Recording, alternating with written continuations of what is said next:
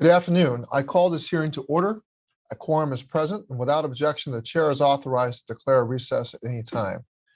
Before we proceed, I'd like to go over some items for our remote hearing. First, if you are experiencing connectivity issues, please make sure you or your staff contact our designated technical support so these issues can be resolved immediately. Members participating remotely must continue to remain visible on camera for the duration of their participation in the hearing, unless they experience connectivity issues or other technical problems that render the member unable to fully participate on camera. It is committee policy that members participating remotely will remain muted when not recognized, just like turning your microphone on and off during an in-person hearing. This is out of courtesy to all members on the committee so that background noise does not interfere with another member who is recognized to speak. When you are recognized, you will need to unmute your microphone and pause for 2 to 3 seconds before speaking so that your words are captured on the live stream. If you wish to have a document inserted into the record, please ask for unanimous consent and have your staff email the document to veteransaffairs.hearings@mail.house.gov. It will be uploaded to the committee document repository. Without objection, members will be recognized in order of seniority for questioning witnesses today. This will make it easier for me to ensure all members participating have an opportunity to be recognized. Does any member have a question about procedures for this hearing? Seeing none and hearing none, we will proceed. I will now recognize myself for an opening statement.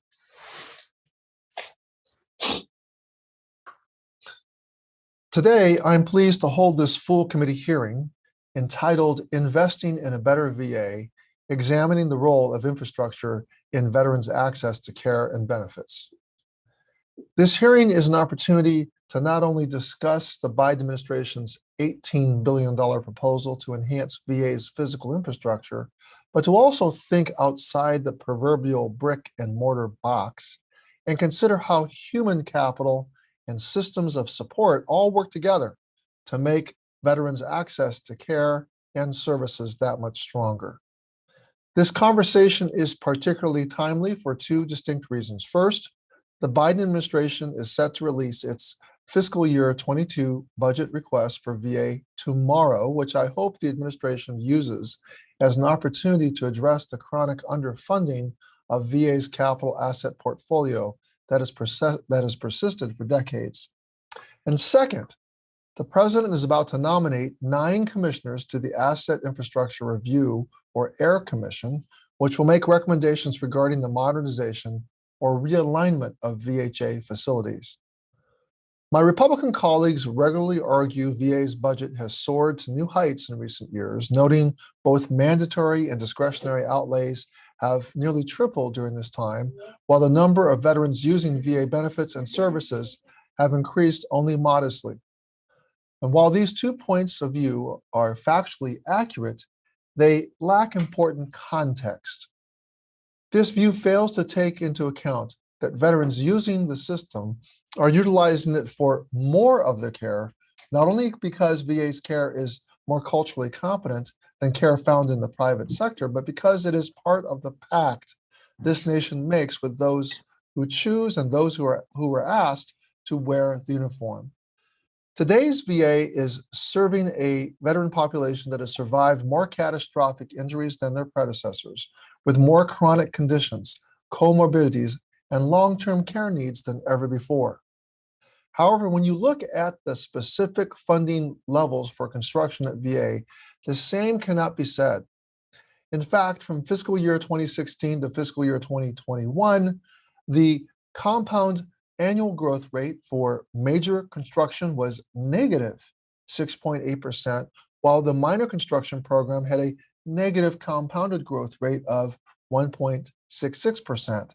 And non-recurring maintenance had a negative compounded growth rate of 0.78%.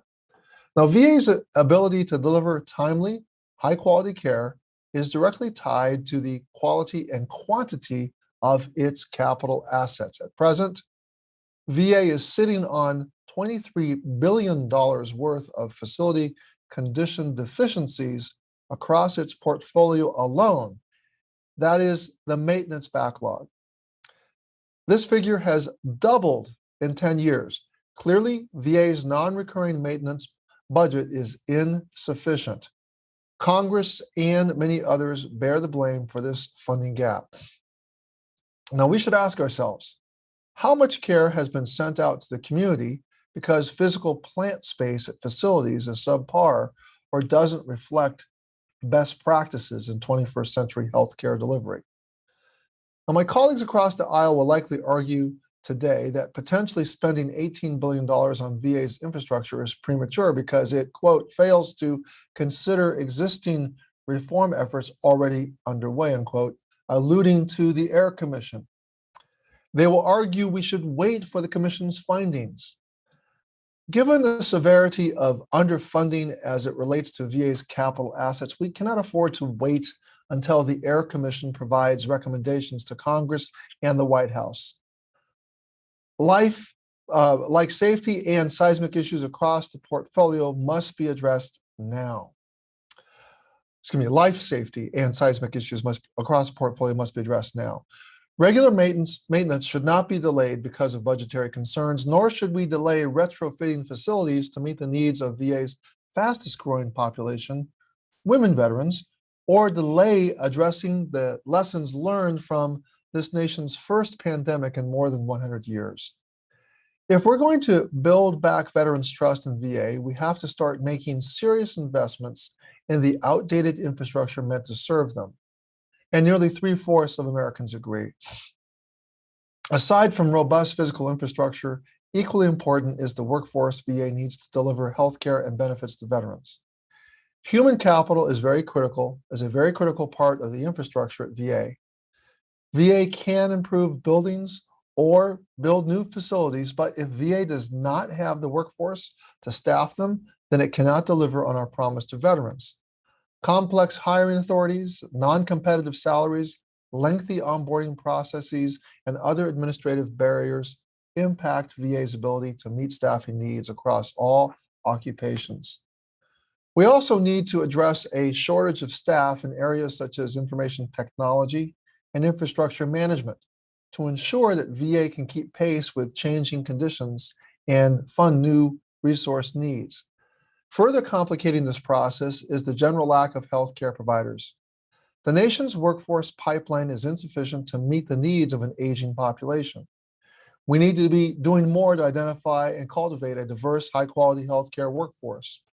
While these broader challenges may sit outside this committee's jurisdiction, we can encourage VA to engage in conversations with other relevant agencies to highlight VA's unique position as this nation's largest integrated healthcare system and how it might help address this issue. For example, in recent years, VA worked to expand its graduate medical school education program by nearly 1,500 slots. And based on conversations with Dr. Clancy, it sounds like VA has capacity to further expand its GME slots. Addressing infrastructure at VA requires a three-pronged approach in my view.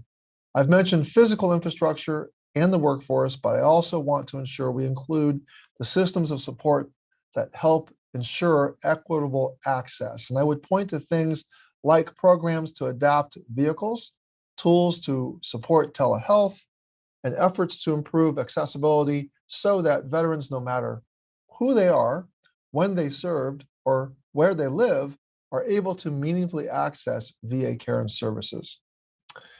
Through the investments in the American Jobs Plan, we can restore veterans' faith in VA by literally rebuilding the physical infrastructure of the VA system, investing in VA's workforce, and providing much-needed updates to the support structures that serve our veterans. This is just an initial investment, but with President Biden's plan as a framework, we can strengthen veterans' connection to the department while also building a stronger, more welcoming, and more effective VA. I look forward to hearing from my colleagues and our witnesses about how we can meet VA's infrastructure needs now and in the future. Ranking Member Bost, I now recognize you for 5 minutes for your opening remarks. Thank you, Mr. Chairman, and good afternoon, and welcome to our witnesses that are here today. We're here to discuss VA's infrastructure challenges. For our committee, this conversation is about more than just buildings and bridges. It is about how best to care for our veterans. Last year, 7.2 million veterans sought care through the VA. The VA healthcare system has a massive physical footprint across the country and in our territories.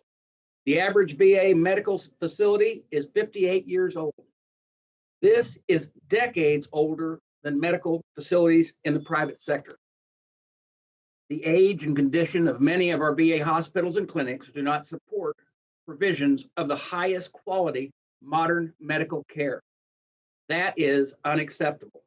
Every member of this committee has heard about cramped exam rooms, waiting rooms, and collapsing roofs, bursting pipes, our defective heating and cooling system in VA medical centers. Despite record budget year after year, that has not changed. In 2015, the VA was facing a $51 billion capital need through 2015. Today, we're spending about $80 billion more on the VA overall and $2 billion more on maintenance than we did then. And in spite of that, the VA's capital needs have increased. They now total at least $62 billion over the next 10 years. Something is wrong. It takes VA a decade or more to build a new hospital. No medical center replacement has been completed since the Denver catastrophe. And there's only 3 of us on the committee that were actually around when we had to work on that problem. The next one under construction is in Louisville. It was originally proposed in 2004. VA bought the land in 2012. Ground has still not been broken. Leasing is not much better. VA typically pays developers to build clinics and lease them back. That takes at least 5 years. And without a doubt, veterans deserve better. In 2018, Congress passed the Asset and Infrastructure Review Act, which the chairman mentioned, the AIRS Act. AIR establishes an objective, data-driven process to realign and modernize the VA facilities and medical centers to better serve our veterans. The enhancement of the AIRS Act 3 years ago or the enactment of the AIRS Act 3 years ago was a massive bipartisan success. Many of the AIR Act deadlines will occur in the next 2 years. For example, VA will publish the criteria that will be used to recommend facility changes next week. We have to fix the deep problems with VA construction and leasing. That alone will take years. We should prioritize maintenance since every dollar spent to maintain infrastructure goes a long way when it's properly managed. If you repair a roof today, it could prevent a structure catastrophe or a collapse tomorrow. But any new efforts to fix VA's infrastructure issues must be in line with recommendations made by the AIRS Commission, full stop. In early April, President Biden proposed infrastructure packages. The White House has allocated $18 billion for VA within that $1.9 trillion proposal. How and where that money may be spent is very important. We still don't have the details. Weeks after it was announced, this administration continues to set a terrible precedent by going around the budget process, proposing mountains of taxpayer spending without a molehill's worth of jurisdiction. Congress has to stop signing blank checks. Let me say it again. Congress has to stop signing blank checks. It is the difference between throwing money at a problem and making a lasting impact for our veterans. Based on the American Rescue Plan experience, I'm skeptical, to say the least. VA still cannot tell us exactly how all the $17.1 billion will be spent. Speaker Pelosi once said, we have to pass the bill so that we can find out what is in it. That is no way to conduct the people's business. And it is in no way how we improve for caring for our nation's veterans. I am looking forward to hearing the testimony today. And with that, Mr. Chairman, I yield back. Thank you, Ranking Member Bost. I will now call up and recognize our first witness panel. On our first panel today is Mr. Brett Sims, Executive Director, Office of Asset Enterprise Management, U.S. Department of Veterans Affairs. Mr. Sims is accompanied by Mr. Paul Brubaker, Acting Principal Deputy Assistant Secretary, Office of Information and Technology, and Ms. Jessica Bongiorni, Chief of the VHA Human Capital Management. Mr. Sims, I now recognize you for 5 minutes for your testimony. Good afternoon, Chairman Takano, Ranking Member Bost, and members of the committee. I'm happy to be here today to discuss VA's infrastructure, human capital, and systems of support.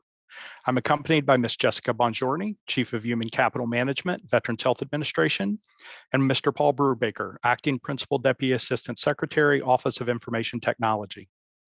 VA operates the largest integrated healthcare system in the nation, with more than 1,700 healthcare facilities, 158 national cemeteries, as well as a variety of benefit and service locations. However, our portfolio is aging, with the average age of VA's own buildings approaching 60 years old. VA's aging infrastructure is a barrier to the excellence in care and service delivery the veterans have earned. Healthcare innovation is occurring at an exponential pace. The comparatively newer private sector facilities are able to incorporate these trends, while VA's opportunities are limited within our existing facilities. To reverse the trends in VA's aging infrastructure, a large capital investment is needed. The President has called for $18 billion in the American Jobs Plan to modernize VA healthcare facilities. These proposed investments will pay long-term dividends by offsetting growing costs of older facilities while meeting the healthcare needs of today's veterans and those of the future. As a part of the $18 billion, $3 billion is sought to address immediate infrastructure needs. These immediate needs include upgrades to support the growing number of women veterans, improvements to utility and building systems for more reliable and energy-efficient operations, and enhancements to facilities to better accommodate aging veterans. The remaining $15 billion would be used to fully modernize or replace outdated medical centers with state-of-the-art facilities.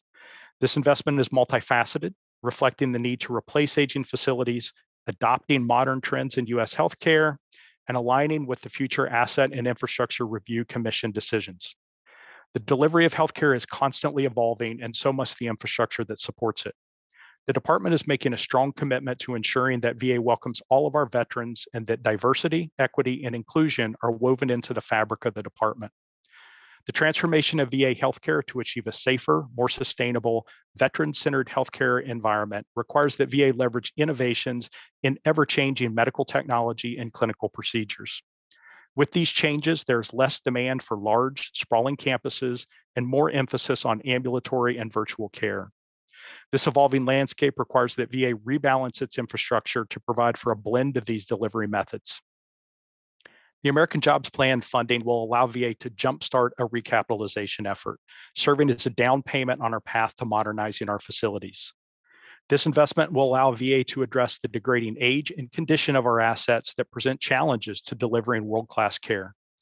The American Jobs Plan, combined with a focus on public and private partnerships and a veteran-centered approach to healthcare delivery, will be transformative to the public health infrastructure of the nation. Veterans deserve a customer experience similar to services they encounter in the private sector.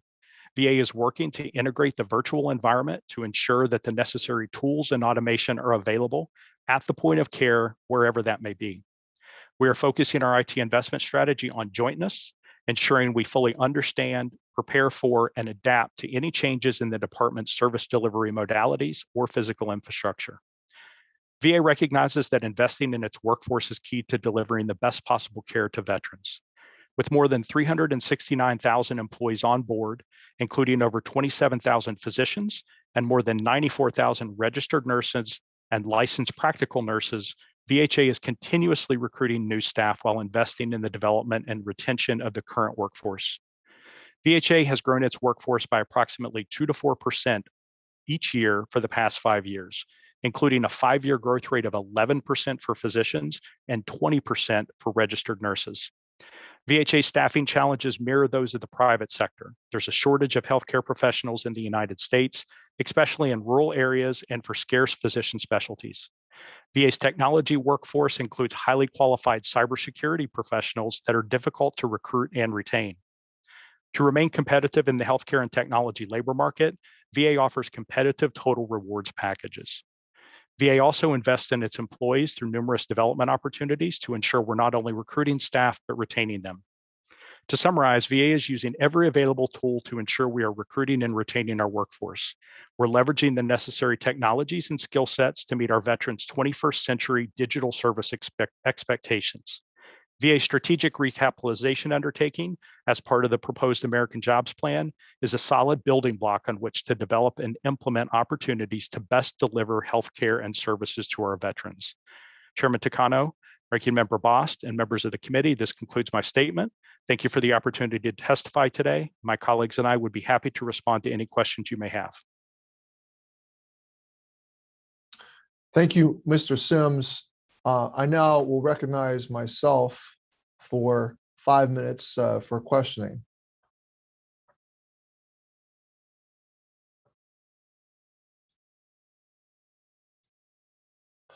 My first question is for Ms. Bongiorni. Ms. Bongiorni, just bear with me for a moment. I'm trying to just get my screen to work here. Yeah, let me give this. Ms. Bongiorni, I'm proud to have championed a provision that was included in the Veterans Choice and Accountability Act of 2014 that directed VA to increase the number of graduate medical school education positions by 1,500 slots nationwide. It's my understanding that VA has already awarded 90% of these positions. What capacity does VA have to further expand its graduate medical school program? Thank you, Chairman, for the question. And we are very appreciative of the opportunity received in the Choice Act that allowed us to expand by 1,500 GME slots. As you know, VA as a healthcare system is a vital training ground for America's clinicians, with over 70% of those physicians training at some point in their career in the VA. We do think that future expansion of GME slots at VA would be an overall net positive for the country, and we would be happy to follow up with the committee to provide additional information on how to approach that expansion. Wonderful. I would appreciate your getting with my staff on that. Mr. Sims, as someone who spent the majority of his career at VA, I'm sure you're quite familiar with the Denver VA Medical Center project. Actually, the ranking member did bring that up in his remarks, and I was actually one of the members of the committee that was present when the Denver Medical Center project was underway. It took at least 14 years to complete. During that time, costs ballooned from an initial $328 million to $1.73 billion by the time the facility opened in 2018. Things were so out of control that in 2015, Congress transferred management of the project from VA to the U.S. Army Corps of Engineers.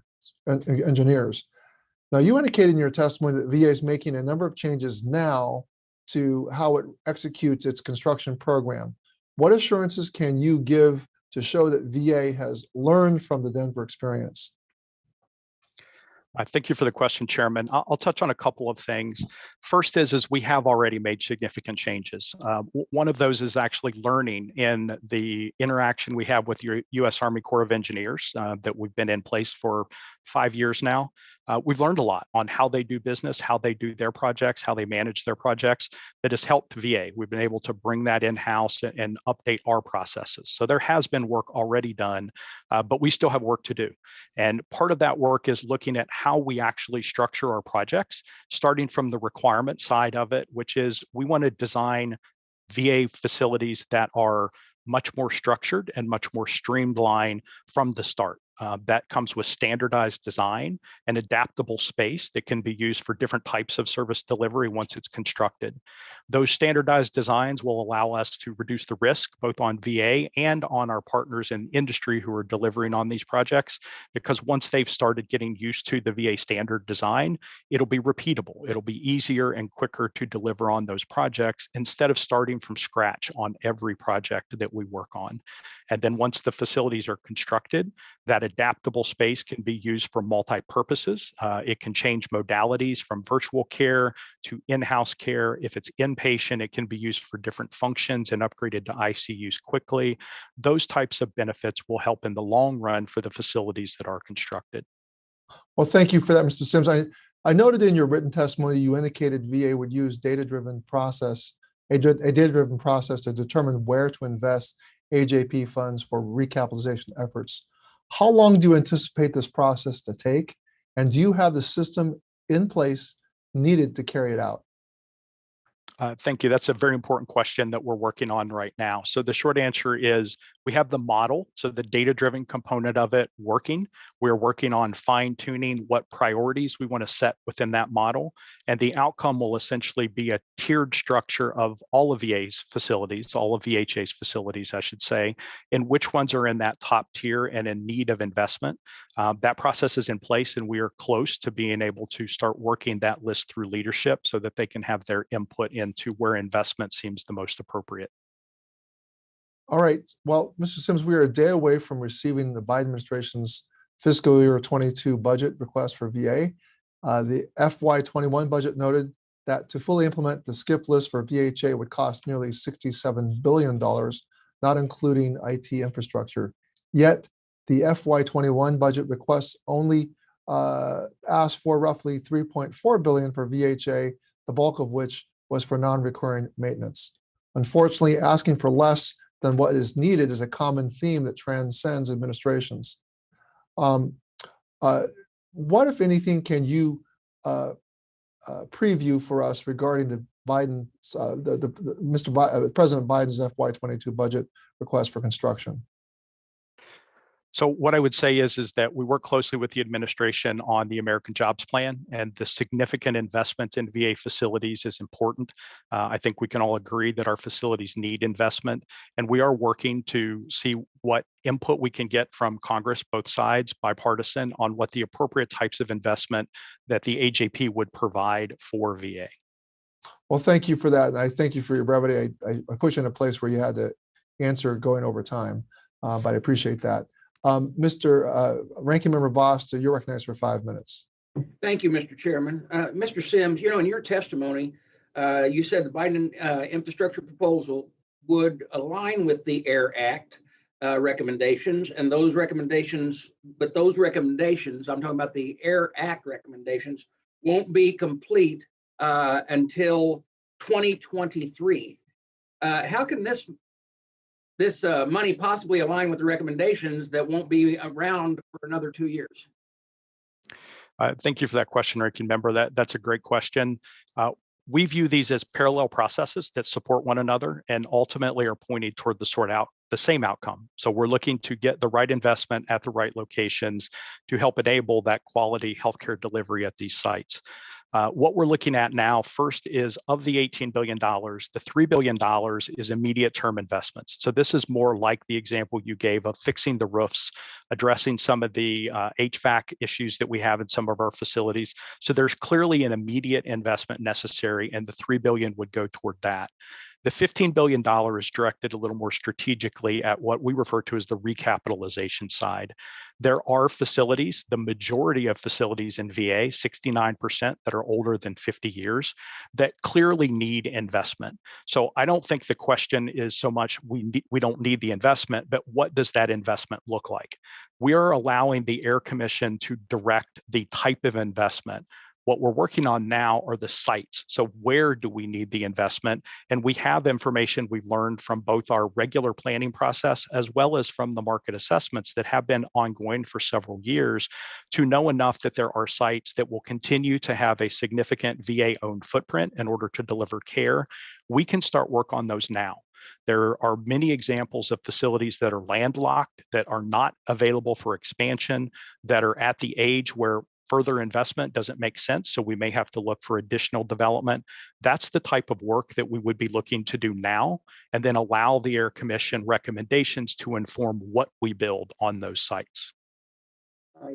Shifting gears in a different direction, VA construction and leasing for new facilities has been a serious problem.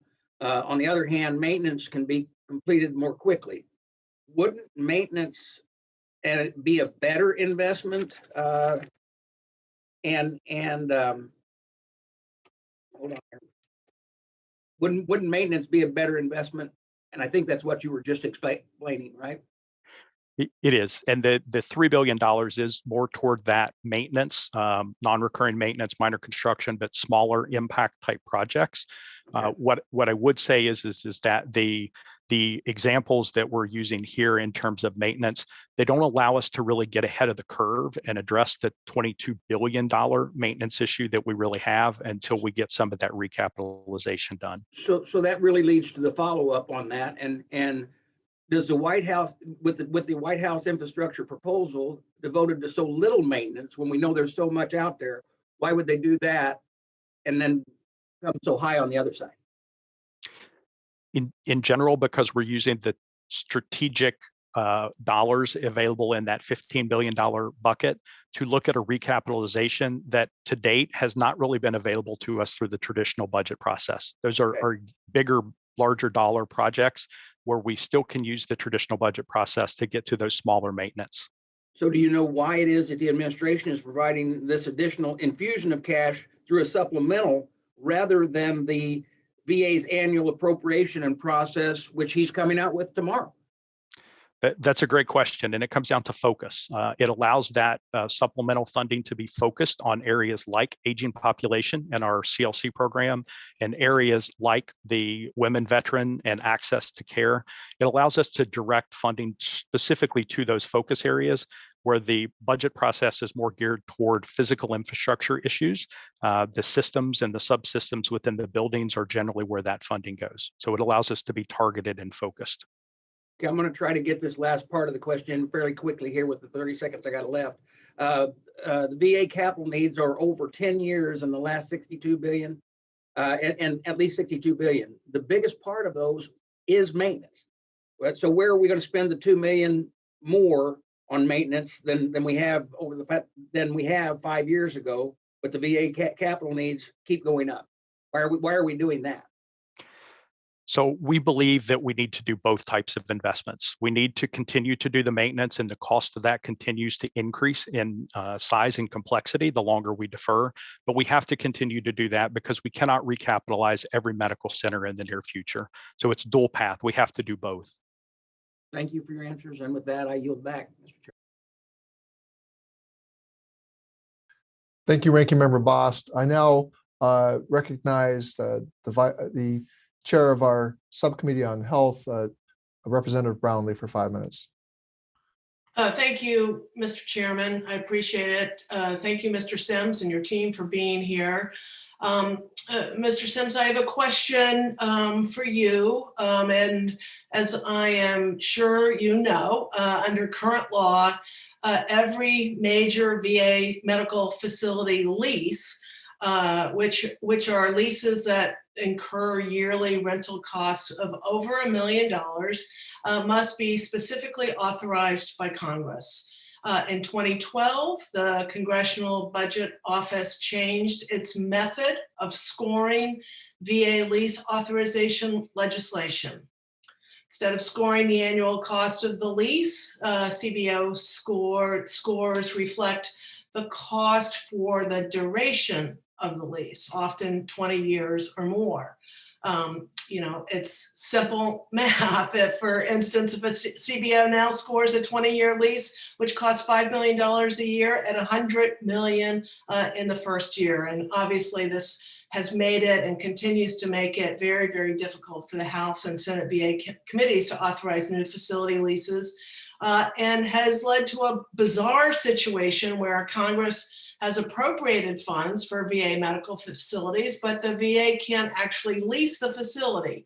So I have, earlier this year, I reintroduced a bill that I've introduced in my first year of Congress and every year since then. But it's my Build a Better VA Act, HR 913, which would modify the current process for approving VA medical facility leases by allowing major medical facility leases to be authorized by a committee resolution rather than legislation, which is the same process currently used for other agency leases that are executed by the General Services Administration. And I will just say that last month I spoke to Secretary McDonough about this issue, and he seemed to understand the issue and the problem. And so I'm just wondering, has the VA engaged with the White House on this issue?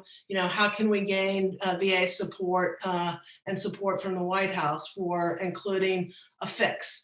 And, I think the whole committee has really concurs that the VA needs to be a more nimble operation as demographics move around. So leasing is a good answer to that, but it's only a good answer if we can actually lease the facilities when we need it. So if you could respond. Thank you, Representative Brownlee. That's a great question, and I have been for a number of years involved with the challenges we've had in getting leases authorized. I can assure you we are acutely aware of some of the CBO scoring issues with getting authorizations passed. While I don't believe we have official views on the bill that you're referring to, I can say that we engage with the White House and OMB each year as part of the budget process when we're going to submit leases. So through the FY21 budget submission, we had 13 leases that were pending authorization. We had not received authorization for several years, so they just continue to stack up. We also, because we leverage the GSA authority for our leasing program, we have worked with GSA to better understand how they do leasing with their committees, as well as engaging with CBO to understand some of their scoring and rationale for it. We believe we're the only agency in federal government that has the requirement to have leases authorized via statute that gives CBO the ability to score those bills. GSA does not operate that way. They operate with the committee resolution that you referred to. So we're going through that process with these leases anyway. So we certainly are interested in continuing working with you on any way we can to get the leases authorized, both the leases that are pending as well as fixing the process for future leases that may come. Well, thank you for that. And I think, the CBO and its scoring process, in some sense, it makes sense. We're committing to a long-term lease. We need to know the full cost of the project.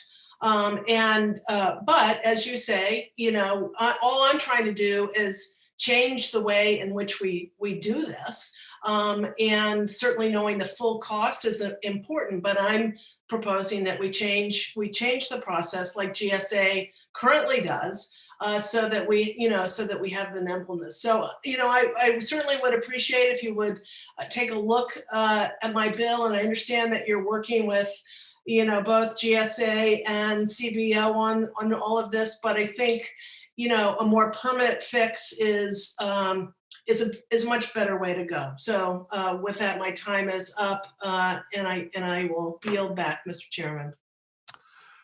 Thank you, Ms. Brownlee, and I certainly do hope we can get the challenge with the leases. You're not the only member, but you've been someone that's been championing this issue, and I really hope that we have an opportunity to get this done. I now call upon General Bergman for 5 minutes. General Bergman. Thank you, Mr. Chairman. And thanks for everybody for being on the Zoom here. We're talking about time, we're talking about money, we're talking about support for veterans in many different ways. Brick and mortar needs to transition into facilities for veterans and all the services that go along with it.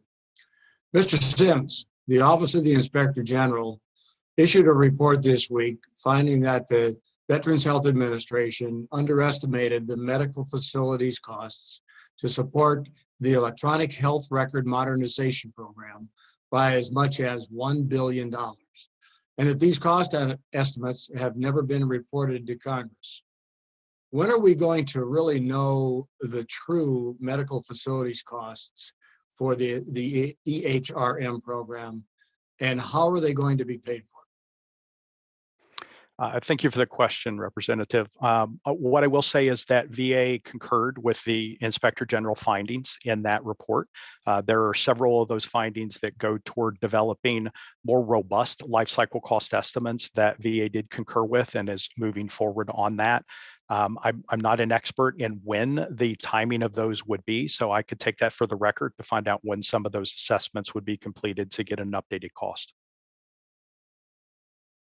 No, I appreciate that, because one of the things that's holding back our services to veterans, especially as they transition from DoD to the VA system, is the ability to transmit data, whether it be personnel record or whether it be electronic health records. And the point is, we're way behind. It's a lot of money to do that. We know that it's in the billions of dollars, but we need to tie down all the costs as sooner rather than later. Also, Mr. Sims, other major projects like supply chain and financial systems modernization are also creating medical facility cost requirements. It's kind of like going from legacy to next gen. Are these costs fully known and budgeted for? Do you think you have a handle on this transition, again, from legacy to next gen? So I'll give a response on sort of the physical infrastructure and then ask Mr. Brubaker if he wants to chime in on some of the IT infrastructure there.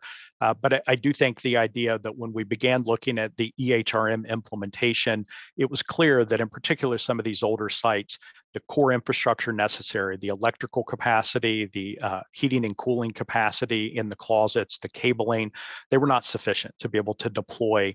What I will say is the idea is to address the multiple core deployments, whether it be demos, whether it be EHRM, FMBT. VA certainly has a lot of large undertakings that include physical needs. The goal is to make sure that we've got that all taken care of. And I'll ask Mr. Brubaker if he wants to chime in on the IT investment in that piece of the infrastructure. Yes, sir. Thank you for the question, General Bergman. You're absolutely right in your observation that we are transitioning to a more virtual environment. And we saw this during COVID when we saw more remote access and we significantly increased infrastructure investment to support telehealth applications.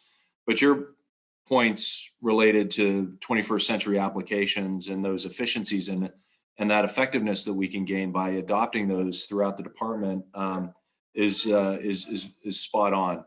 And what we're doing from an infrastructure readiness perspective is we're inventorying all of our support, current support, but more importantly, what we're doing is we're developing a future state view of what we want the 21st century infrastructure to look like. And out of that comparison, we're developing a roadmap that will drive our IT investment management approach for the department so that we can get ahead of those infrastructure needs.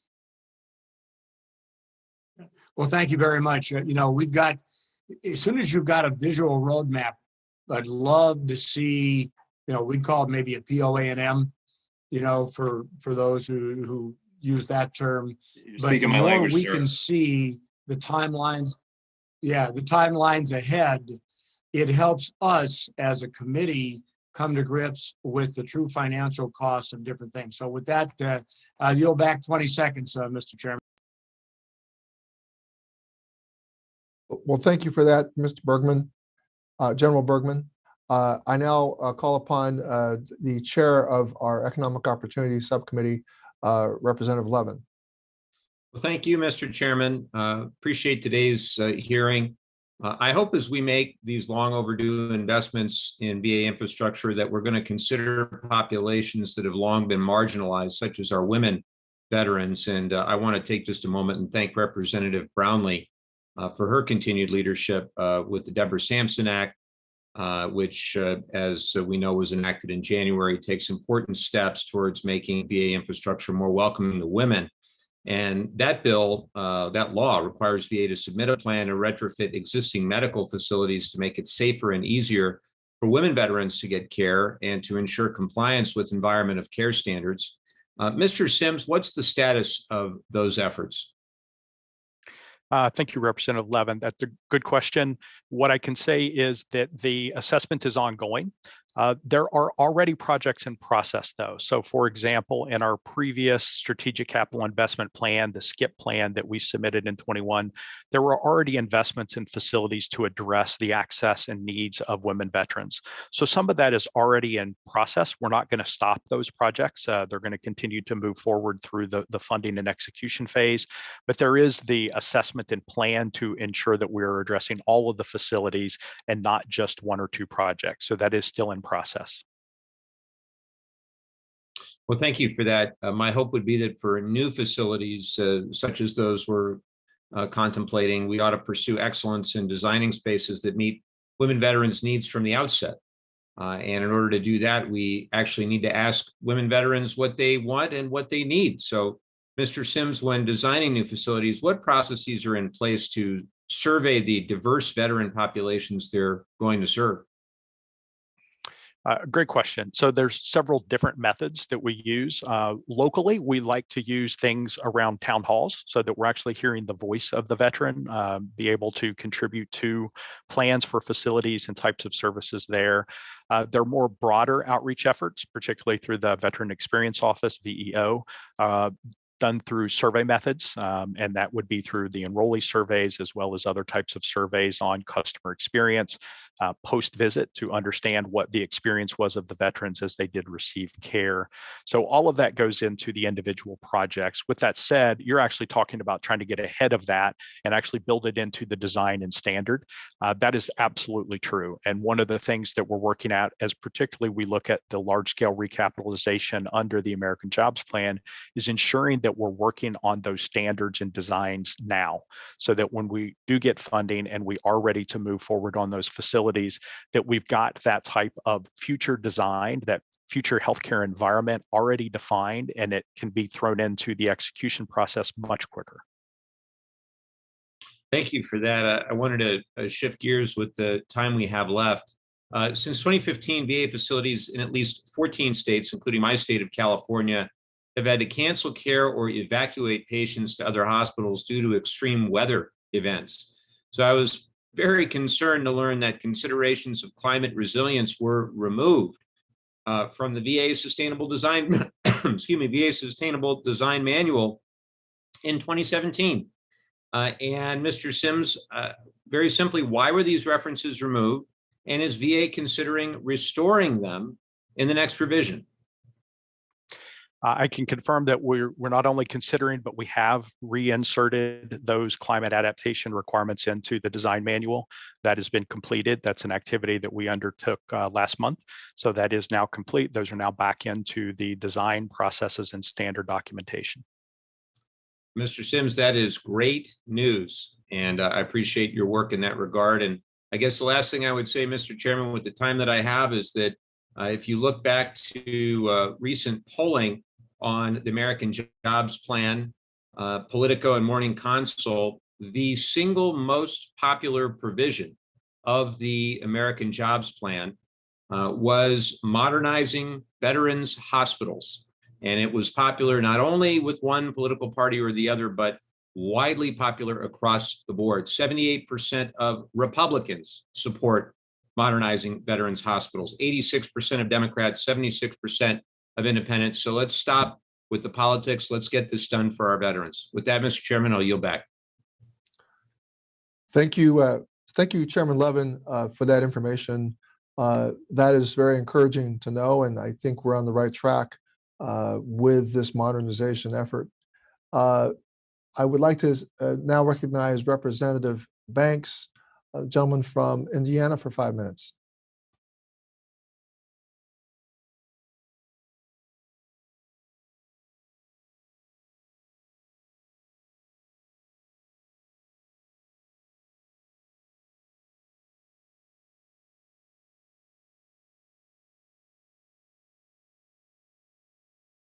Mr. Banks has apparently left us. I now go to Mr. Is Mr. Mann available?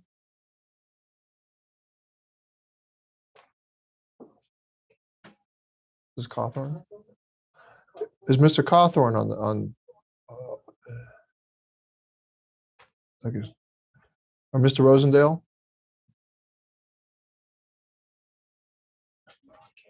Oh, yeah, Mr. Rosendale. Mr. Rosendale, we had to go down the list there. So, Mr. Rosendale, I'll give you a couple of seconds to get yourself situated. And I'll recognize you for 5 minutes. And we'll begin the clock when you start. Very good. Thank you so much, Mr. Chair. I appreciate you assembling everyone, and I appreciate the testimony. I'm going to dive straight into my questions. Mr. Brubaker, the Office of Information and Technology requested $1.7 billion in the American Rescue Plan. We were told that that money was in the $17 billion package. Then it was out, and now it's unclear. How much of the American Rescue Plan, if any, are going towards OIT? Thank you for that question, Representative Rosendale. So there is $100 million roughly that's being directed toward medical logistics, the DIMLS program in particular. The rest of the request is going to be a function of exactly where VHA decides to spend their money. In other words, we're looking at where those investments are going, and how we support those will wind up being a function of the programmatic and the workflow modernization and program modernization decisions that they undertake. So we stand ready to develop whatever cost estimates. We're working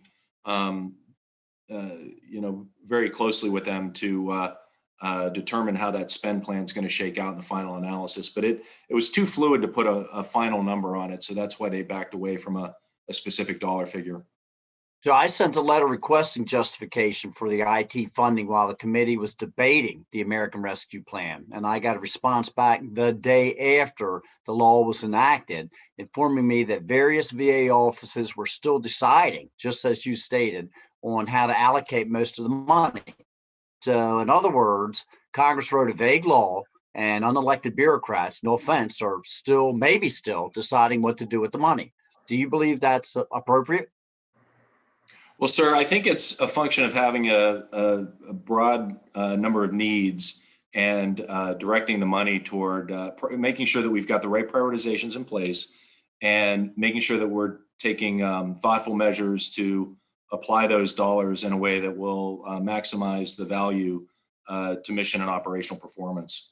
I understand that, but the American people elected Congress to appropriate and allocate those funds, and they hold us responsible. And if I'm sitting there trying to do my job and represent the people across the state of Montana properly, adequately, do you think it's appropriate for us to just go ahead and give not a blank check, but an amount of money and to allow an agency or department to allocate those funds wherever they feel?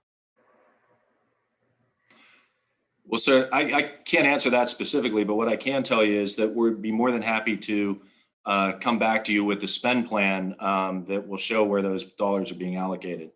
That would be very good. At least then I can report back. But from my standpoint, I'm uncomfortable that list is coming after the funds were already appropriated instead of before those funds were appropriated.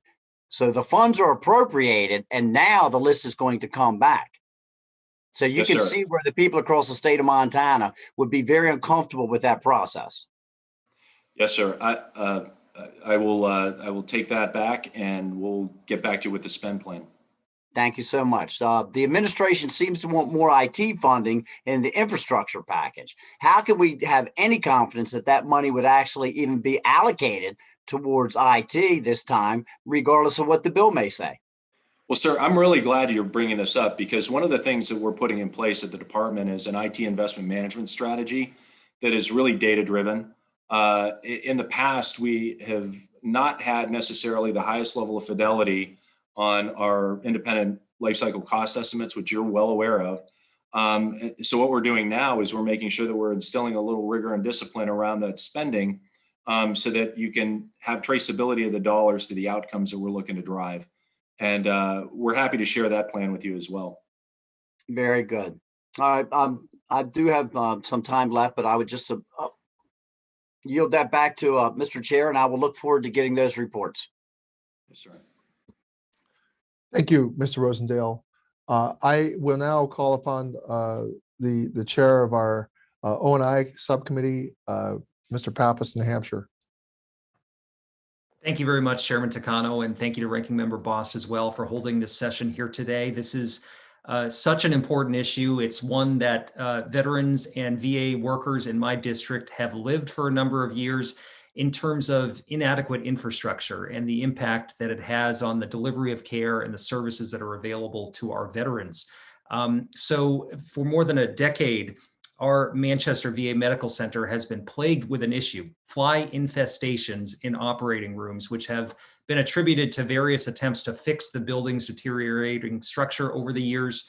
The infestation is so problematic that the center is sometimes forced to temporarily close an operating room, sending veterans to other facilities for care or forcing them to delay those services. In 2017, in addition, an old water valve failed, causing a pipe on the hospital's top floor to burst, flooding many of the floors of the hospital. So these are just some of the situations that have forced veterans to delay or reschedule appointments and life-changing procedures. And we know through this hearing that the Manchester VA Medical Center is not alone in seeing this. There are hundreds of facilities across the country where we have seen issues crop up. I'm wondering if you have any assessment in terms of the impact on care, the disruptions to our veterans as a result of our deficient infrastructure, if that's something you measure, and I'll turn it over to you, Mr. Sims. Thank you, Representative Pappas. First, let me say that, yes, I agree. Manchester is actually very prototypical of many of the VA sites out there, roughly 60 years old, maybe a few newer buildings, but the majority of it is older, more difficult to maintain. And what we spend money on is typically fixing the smaller issues as they arise. We hope we get to those things before problems occur, like water leaks and things like that. But it is an approach where we're fixing things rather than looking at actually recapitalizing the asset to be able to get out of that Band-Aid approach. So I agree with that. With that said, I do not have specific metrics, if you will. I do know that there are clearly scenarios where infrastructure failure has required, whether it be surgery or SPS or other things, to close for periods of time. I do not have specific metrics on that, but I'd be happy to take that for the record and we'll see what we can find for you. Well, I'd appreciate that. I think it would be important to know how many appointments or procedures are delayed because of infrastructure issues like these, how much care VHA is referring to the community because of unplanned physical plant issues like the ones that I just described. So I appreciate any information you can provide there. And just maybe if I could ask a slightly different question, if you're quantifying the cost of aging infrastructure in terms of its impact on veterans' access to healthcare. That's a great question and really a difficult one to answer. We fully believe that infrastructure is a requirement. It's an enabler for the quality of healthcare delivery. So there is a direct connection with what you're talking about, but it's really difficult to monetize that when we look at that. So there may be scenarios where there aren't closures, but it may be a poor veteran experience because of some physical infrastructure defects that we have. It's very difficult to monetize that. So we don't currently try to monetize that. Like I said, I think we can look at scenarios where there have been delays or closures because of physical infrastructure and see what we can find for you, but it isn't something that we typically would monetize. Well, thanks. One other area that I wanted to bring to your attention is the issue of enhanced use leases. We know that this is an important issue, and I know that VA recently requested expanded scope and authority for enhanced use leases to ensure that the VA can lease unused property for other purposes beyond just supportive housing. And obviously, any initiative to increase housing for veterans is a good initiative. But I've seen this issue play out locally where VA's narrow EUL authority robs VA of the opportunity to leverage existing unused property to maximize services at VA. So I'm wondering if you could comment on the issue of these EULs and what expanded authority might do, and whether you've sort of cataloged the unused property and its potential availability for this purpose. Sure, I can spend a little bit of time on that. We don't necessarily catalog the facilities on potential use. What we do is consistently review the portfolio. Right now, the focus is supportive housing because that's all we can do under the EUL authority. But as we look at some of these projects, what we found is that if we could throw in complementary uses, so for example, if we could allow some office space for a local VSO to operate in or for a job training program to operate in, that would allow for some revenue generation, not for VA, but for the developer of the facility to help finance the project, they could actually deliver more housing projects and finance more housing projects. So the goal isn't necessarily to look for completely different uses, it's to look for broader ability to execute supportive housing and the associated amenities that would come along with that. Well, thanks for your thoughts. I yield back, Mr. Chair. Thank you, Representative Pappas. I now call upon the chair of our Technology Modernization Subcommittee, Mr. Mervan of Indiana.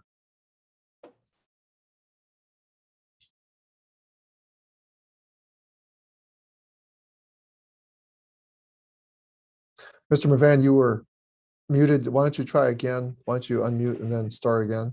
Chairman Takano, thank you very much. I appreciate that. There you go. Yeah, appreciate it.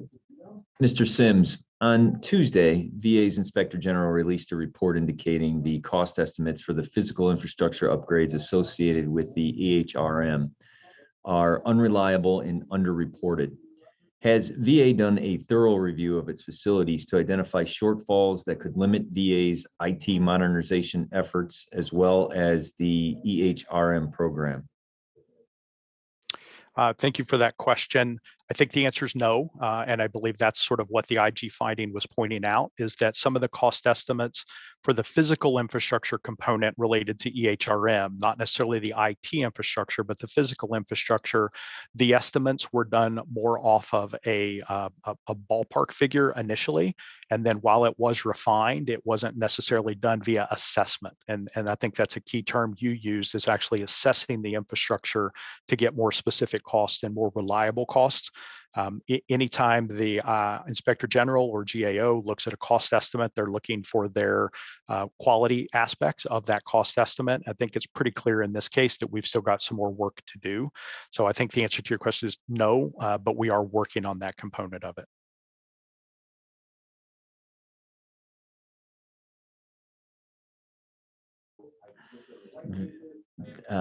Has the VA done a thorough review of its facilities to identify the shortfalls that could limit VA's IT modernization efforts? I'm sorry, I understand that the VA is adjusting the methodology used to estimate costs of physical infrastructure upgrades related to the EHRM. When does VA expect to have a reliable estimate of these costs? And do you have a ballpark figure? I do not have a ballpark figure. I know that that work is ongoing, but I will have to get back to you and take that for the record as far as when that estimate would be available. And I'm assuming that if the physical infrastructure costs were underestimated, that the IT infrastructure costs likely were as well. Is VA also working on a reevaluating the IT infrastructure cost estimate? If so, when will that be available? Sir, this is Paul Brubaker speaking for OI&T. We're in the process of reassessing the infrastructure readiness needs. I don't have a timeline for you, but I'm happy to take that for the record and get back to you with a timeline. Thank you very much. At this time, I yield back, Chairman. Thank you, Mr. Mervan. I now call upon Mr. Sablan from the Northern Mariana Islands. Mr. Sablan, 5 minutes. Yeah, thank you very much, Mr. Chairman. Mr. Sims, sir, throughout your testimony, you discussed plans for the billions of dollars the President is requesting in the AJP to modernize, replace, or establish new facilities that will provide our veterans the care they deserve. The focus appears to be on VA medical centers, but there are smaller facilities or areas without a facility, like in my district, the Northern Mariana Islands, and other outlying areas or rural areas within the states that should also be given attention if the goal is truly about providing quality care to our veterans. I therefore need to ask, how will this funding benefit the areas such as my district, which has a fee-based outreach small facility or no facility at all? Thank you for that question. So first, let me say that the focus areas that I referred to that the $18 billion would be used in are really VA and the administration's ideas, and we have briefed those to all corners of the Hill staff, but we're open to having discussions on potential other uses. So VA's focus was intended on our owned infrastructure to be able to address some of those facility condition issues that we've been talking about and try to get that recapitalization underway on some of those facilities. With that said, we do understand that leasing in particular for rural areas is one of the ways that we've done it. We've typically addressed that through our regular budget process. And for smaller leases, we have not had any concerns or issues with getting the necessary funding or the approval for those leases. So most of that is done through the traditional budget process and planning processes that we have. So, Mr. Sims, with all due respect, I'm claiming my time. If you just said you haven't heard issues about those smaller outreach, then you have never heard of me before today, sir. Because I have been bringing this up all my 13 years, going on 13 years now in Congress about veterans in my district getting absolutely very little service. And whether you serve a veteran in a medical center or a veteran in a fee-based facility, they are both entitled, they both deserve, they both earn the service the VA is supposed to serve. So let me go on with my next question, please. Infrastructure is not just physical spaces, it includes human capital, investments in workforce development, and expanded recruitment and retention of the workforce. How does the VA plan to address human capital issues in rural areas, again, whether they're in the state or in the territories? Mr. Sims, please. So I'm going to ask Ms. Bongiorni to address that. Thank you, sir. Yes, thank you, Congressman, for the question. We agree it's critically important for us to address human capital, especially in rural areas. We try to focus on developing the staff that we have, bringing in temporary partners from outside, and building the rural talent pipeline. So right now we have a program where we assist rural faculty with development and essentially teach them how to teach so that we can assist them in supporting graduate medical education programs. And we are aware that that actually improves the retention of those staff. We also have a partnership with Public Health Service to bring in commissioned Corps officers into facilities in VA. There are currently 36 on board. Thank you, Ms. Bonjour, thank you for that. Again, that applies to where there are facilities. Where are no facilities, the veterans apparently do not deserve the same treatment as veterans where there are facilities. This is where I'm getting to. You're not going to put in a doctor to a fee-based clinic. I mean, a naval doctor or a public health doctor or, a graduate student, right? I mean, just makes sense. So let me ask again, Mr. Sims, your testimony states the Choice Act authorized the department to provide up to 1,500 additional GME positions. I guess Ms. Bonjour just actually responded to this question. And so let me ask generally, do any of the new or existing programs address the shortages in our areas, in the Northern Marianas in particular? You build a sea boxer and you've addressed 70–80% of the problems our veterans face. Any idea? Do you have any idea where the Northern Marianas is? The population of our VA here, our veterans here? I do not have those statistics, sir. So that means they're not in your plans. Unfortunately, that's very regrettable. I'm sorry they don't. I will bring this up to your department in another time, but I thank you for your testimony today, all of you. I appreciate it. Thank you, Mr. Chairman. I yield back. Thank you, Mr. Sablan. I now call upon Representative Dr. Miller Meeks, Iowa. Dr. Miller Meeks, you're recognized for 5 minutes. Thank you so much, Chair Takano and Ranking Member Bost. And thank you for all the panelists that are here presenting to us today. Certainly, we've heard a lot about VA infrastructure and given what's happening currently, in the construction market, I have some concerns. I've certainly heard from people throughout my district, home builders with access to housing, with the supply chain, that lumber, steel are all at all-time highs. So, Mr. Sims, the 4 medical centers that the VA most recently built took an average of 10.5 years from authorization to activation. Your major construction projects have been ongoing for more than 9 years on average. Your goal to open new leased clinics is about 5 years, and it typically takes longer. These timelines seem to be incredibly long. If the Biden infrastructure bill passes and the VA goes on a building boom, how are any of these hypothetical projects going to be completed in the timeframes needed? Thank you for the question. So I think it's fair to say that we have made progress in some areas, but there's much work to do. For example, in the leasing program, major leases used to take 4 years from the point at which they were authorized to the point at which we awarded them. So the majority of the time was on VA side getting them awarded before it was ever started construction.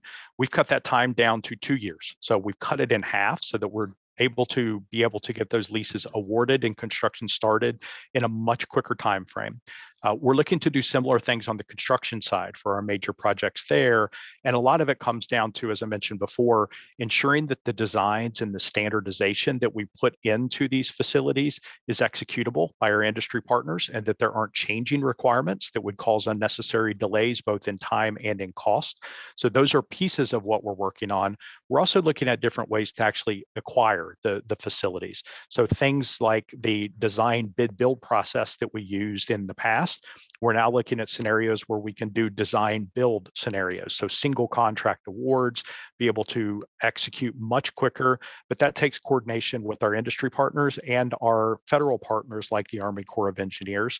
But we are working to streamline that delivery so that any funding moving forward, whether it be through the American Jobs Plan or our regular appropriation, we're executing so that those projects are on time and delivered sooner. Thank you. And the normal process as to build a medical center is that the VA puts a prospectus in the budget, Congress authorizes it. Typically, we approve funding increments as the project moves along. The White House seems to want to do that backwards. In other words, for Congress to authorize all the projects and appropriate all the money up front. Is that an accurate characterization of the current proposal? So let me ask clarification. Are you talking about the American Jobs Plan piece?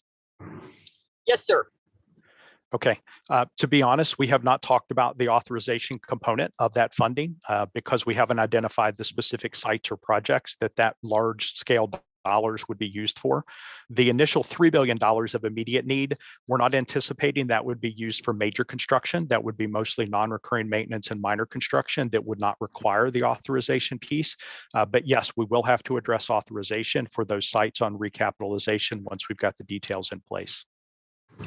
And we essentially don't have a lot of information now, as you alluded. And your testimony mentions a ranking process to identify the new medical centers to be built. Does the VA intend to tell us the result of that ranking process before or after legislation has been enacted? So I will say that VA does intend to share the tiered ranking that we're working on now. I cannot speak for the timeline of when the legislation may move or in what form, but we do intend to continue to push forward because whether the funding is through the jobs plan or in the future through our regular budget, we do want to ensure we're investing in the right location. So we will share that with Congress. Thank you so much, Mr. Chair. I yield back my time.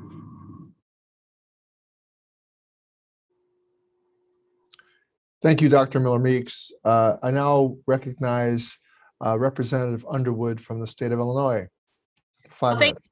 Thank you, Mr. Chairman. As we consider the funding that will be needed to improve both access to care and outcomes for our veterans, we must ensure that upgrades to the Department of Veterans Affairs physical infrastructure are coupled with necessary investments in VA's workforce, especially the department's mental health workforce. Last year, the VA's Office of the Inspector General found severe occupational staffing shortages for mental health professionals across VA facilities, including nurse practitioners specializing in mental health and substance use disorders.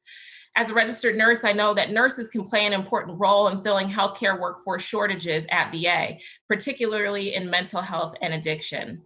Ms. Bongiorni, as we discuss infrastructure improvements that are needed at VA, can you expand on the most pressing mental health workforce shortages in VHA facilities where additional investments in nurse practitioners or other mental health professionals might be most urgently needed? Thank you, Congresswoman, for the question. We agree that investing in our mental health workforce is very critical to us. For the last several years, we have had a mental health hiring initiative and a sustainment initiative in place to make sure that we are tracking very closely how things are going with recruitment and retention for mental health positions. In particular, psychiatrists are difficult to obtain. There are not enough of them out there in the marketplace. We offer for all of our psychiatrists the options for education debt reduction program so they can pay back their student loans. Psychologists are also in the top 3 occupations that utilize that debt reduction program, and we maximize the use of recruitment and retention flexibilities. We are also continuing to expand the types of positions that we recruit for to include licensed professional mental health counselors and marriage and family therapists so that we're expanding the full range of services we can offer in mental health. As we consider VA's mental health workforce needs broadly, we must also focus specifically on access to mental and behavioral health care for pregnant and postpartum veterans. In my state of Illinois, mental health conditions and substance use disorders are the leading cause of pregnancy-related death. And for veterans, the risk could be even greater. 1 in 3 women veterans report that they experienced military sexual trauma, which is linked with mental health conditions and risk factors for pregnancy-related complications. And that's why I'm so proud that the House passed my Protecting Moms Who Served Act with unanimous bipartisan support earlier this month. My bill would codify and strengthen VA's maternity health care coordination program, which includes mental health screenings and treatments for veterans suffering from postpartum depression, anxiety, substance use disorders, or related conditions.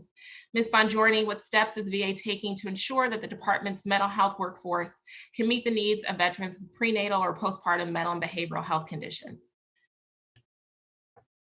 Thank you. That's great news about that bill moving forward. And I know that our Women's Health Office has been looking closely at what's going on with maternal health.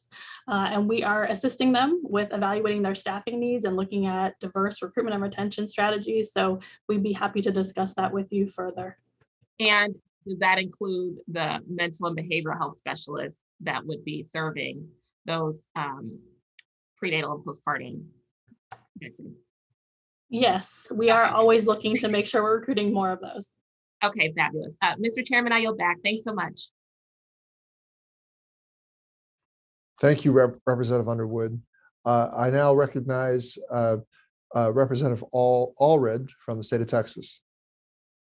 Okay, thank you, Mr. Chairman, and thank you to the panel for being with us and your testimony on the needs of the VA and how President Biden's American Jobs Plan can assist with meeting VA's priorities.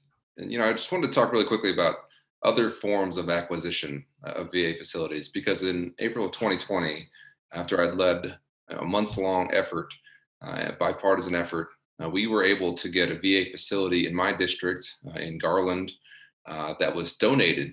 It was a hospital that was vacant, that had been recently used, but it was no longer being used. We got that donated to the VA. And prior to that addition, the Dallas VA Medical Center in South Dallas had an 80-year-old building where they had 17 days, where on any given day they had 40 to 80 veterans waiting for temporary care for a bed at the VA facility there. And there were no facilities on the northeast side of the DFW area, forcing veterans to drive miles and hours of traffic to get to that facility. Not only was that the facility in Garland made almost immediately available to treat COVID-19 veterans, it's since begun offering care to all veterans in the area and will eventually help us better serve 184,000 veterans and create 5,000 jobs. So I'm obviously proud of that acquisition. Mr. Sims, I wanted to ask you how VA can leverage donations of existing medical facilities to address our infrastructure needs beyond constructing brand new facilities, which are often expensive, and what resources the VA would need to ensure that model could work.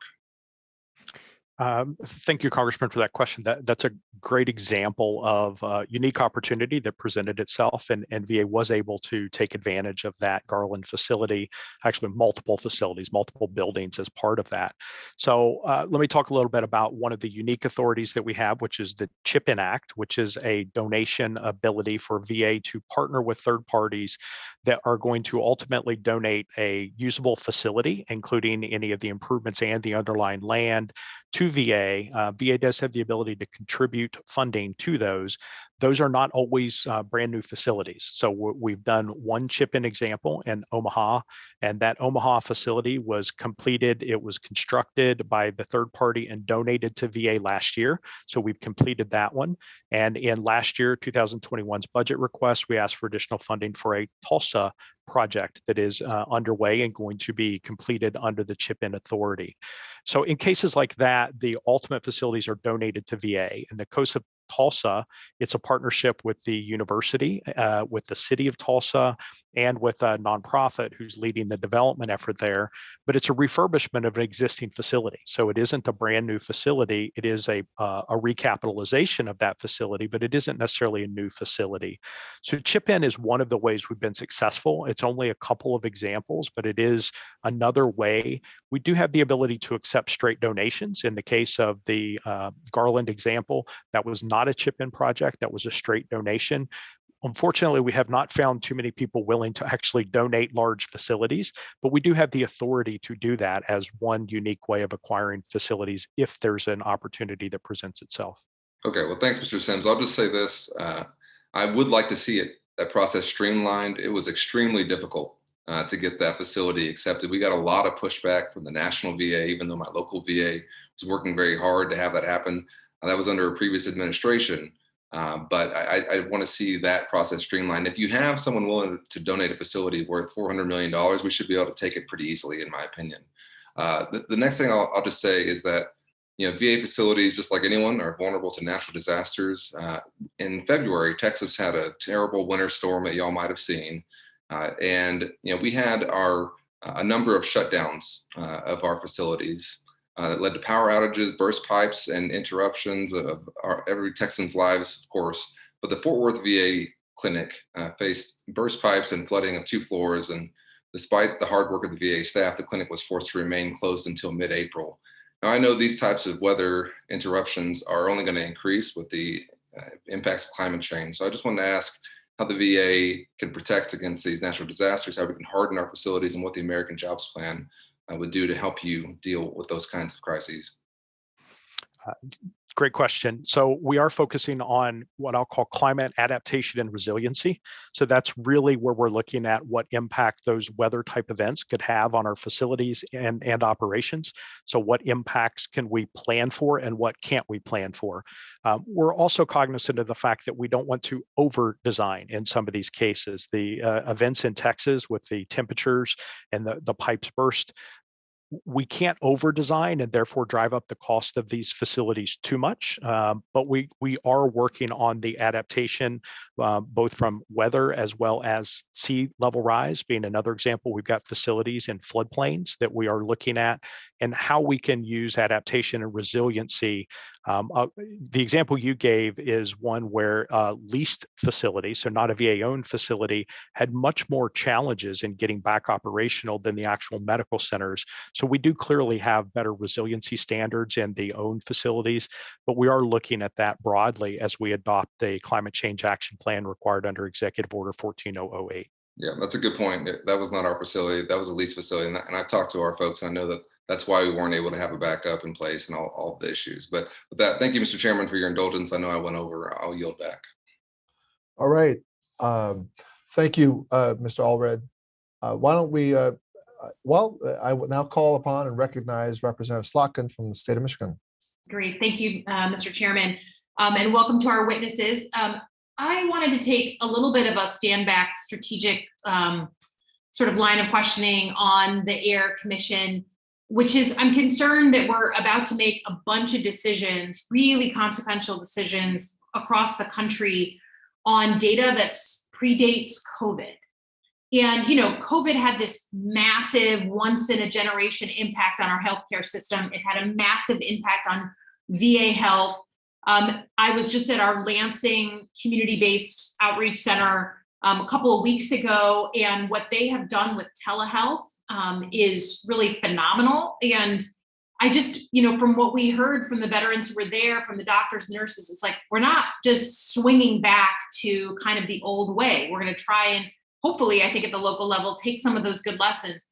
So how am I supposed to understand the results of the Air Commission if they don't take into account COVID, or am I missing something and that's the plan? Maybe Mr. Sims, if you can answer that for me.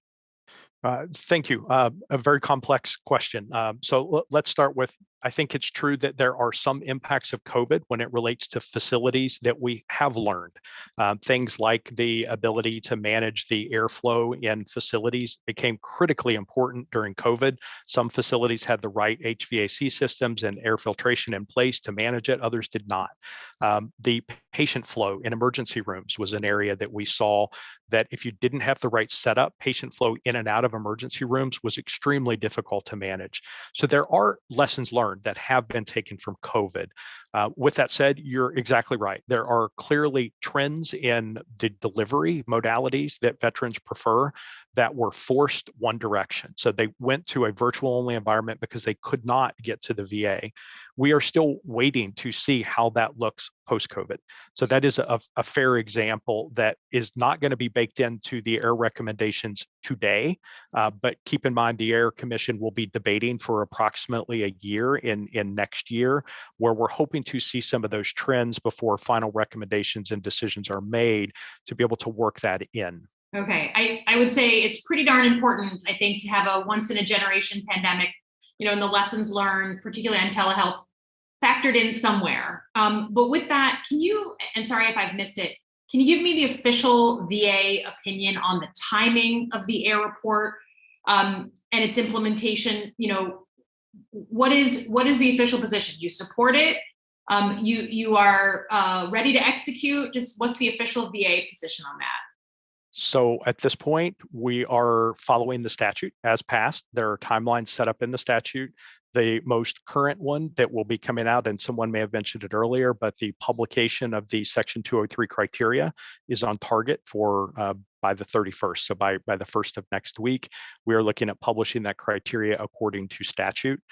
There are certainly things that are not VA's control, things like nominations for the AIR Commission that we are still working with the administration on, but we are following the guidelines in statute and the timelines in statute at this point. Okay. Well, Mr. Chairman, I think it would be useful to continue to have briefings on the AIR Commission. Certainly those of us who are keenly watching the puts and takes of where things go and where things are removed. And, if you can take that back, Mr. Sims, that there's a number of us, I think, who are interested in staying focused on this and getting, full briefings as we go forward. But with that, Mr. Chairman, thank you, and I yield back. Thank you, Representative Slotkin, for your engagement on the AIR Commission. It is an important issue. I will say that with Ms. Slotkin's question, that will complete the questioning of the first panel. I want to thank our VA witnesses for appearing today, and we'll now move on to our second panel.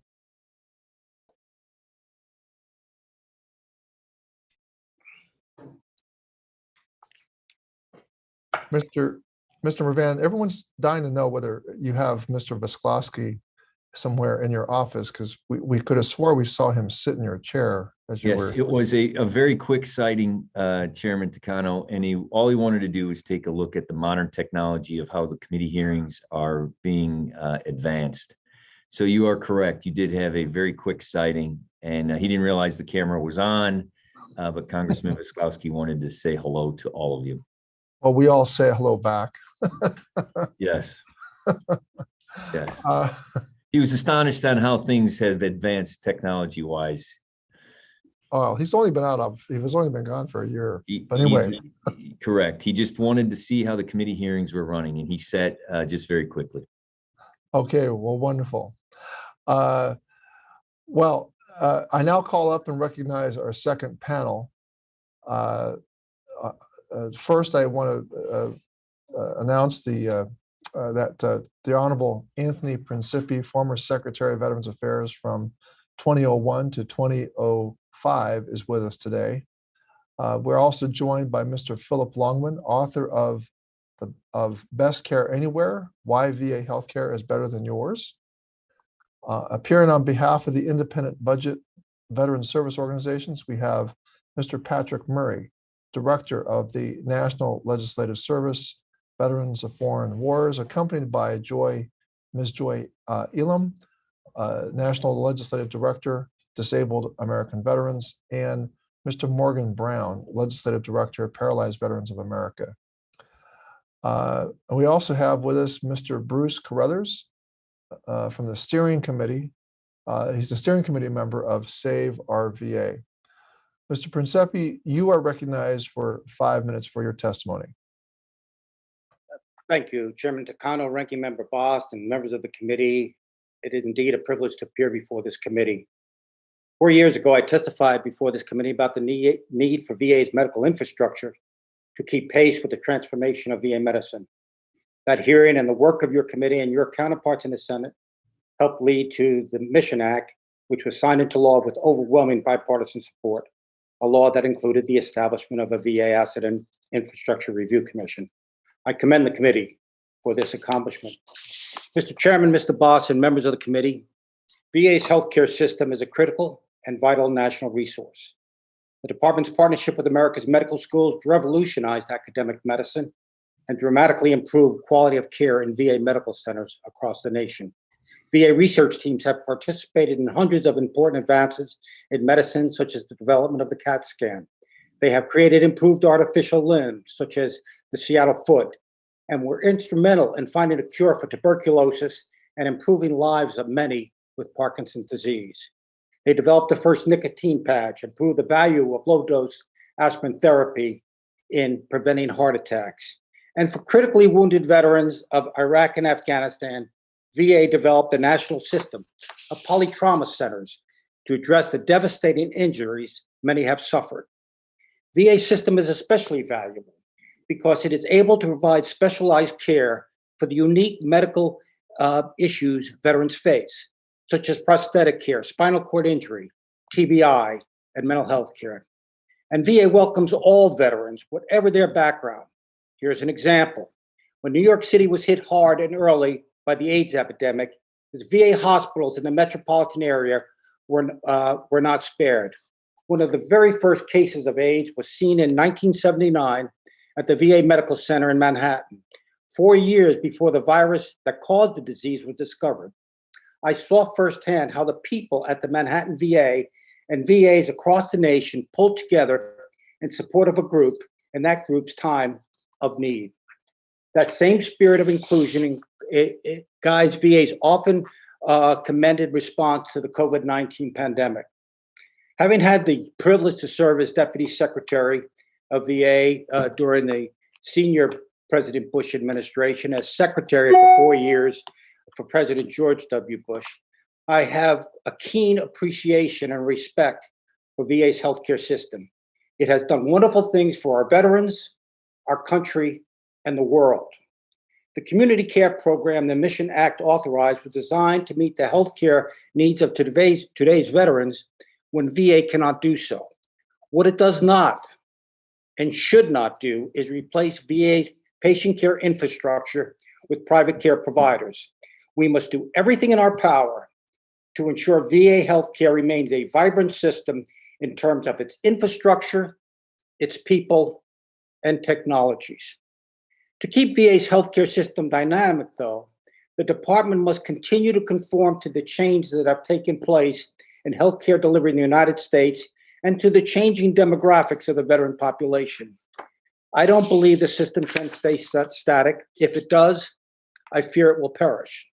Many VA medical centers, as you know, were built in an era when medical care was synonymous with hospital care. The VA facilities built after the First and Second World Wars are huge, with the capacity to care for thousands of patients at a time. However, the transformation of VA care from hospital-centric to patient-centric care means some of those medical centers are woefully underutilized. The asset and infrastructure review now underway at the VA is a process that will design, improve, and implement a comprehensive long-term plan to modernize and realign VA's healthcare infrastructure. The review, scheduled to be completed in 2023, I believe offers the possibility of a future for VA healthcare that will provide quality, readily accessible, and cost-effective care directly through VHA medical centers and clinics. But the review can only be successful if Congress acts on the recommendations of this important commission. Having chaired the 2005 Military Base Realignment and Closure BRAC Commission, I know that recommendations for realignment and closure have profound effects on communities and the people who live and work in these communities. However, as I told this committee in 2017, if VA does not realign itself, the current decline in the veteran population will make some VA medical center museums of the past not the guideposts for the future they should be. Keeping VA strong and a vibrant direct patient care system requires changes in the way it delivers healthcare. In conclusion, I commend President Biden for including in his infrastructure proposal an investment of $18 billion in VA infrastructure. I know some of those needs, as was expressed earlier, are urgent, but I would hope that they would be viewed in context of the recommendations that the Air Commission will make to you in the not too distant future. I apologize for being over. Thank you, Mr. Chairman. Thank you, Secretary Principi. I will now call upon Mr. Longman for 5 minutes. Mr. Longman. Thank you. Hold on for a second. Having a little technical difficulty here all of a sudden.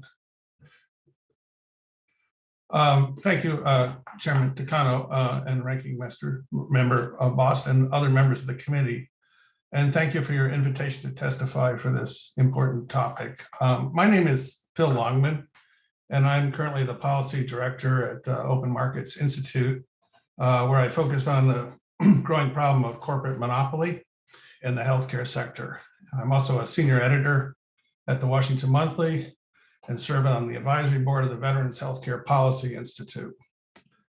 My involvement in healthcare issues for veterans began in 1999 with the death of my wife, Robin, to breast cancer.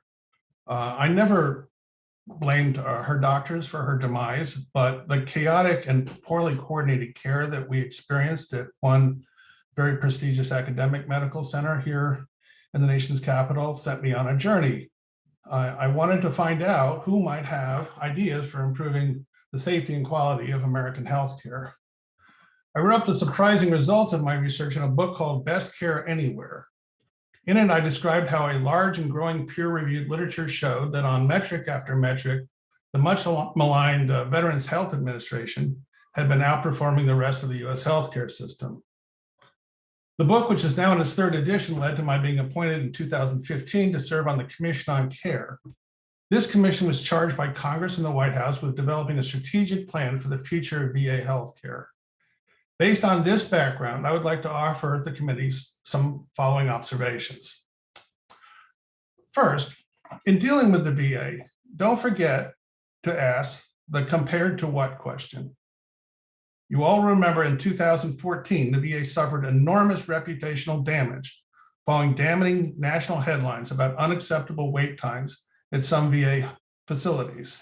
I argued at the time, and as subsequent studies have confirmed, wait times at the VA were no worse in aggregate than those found throughout the rest of the healthcare system.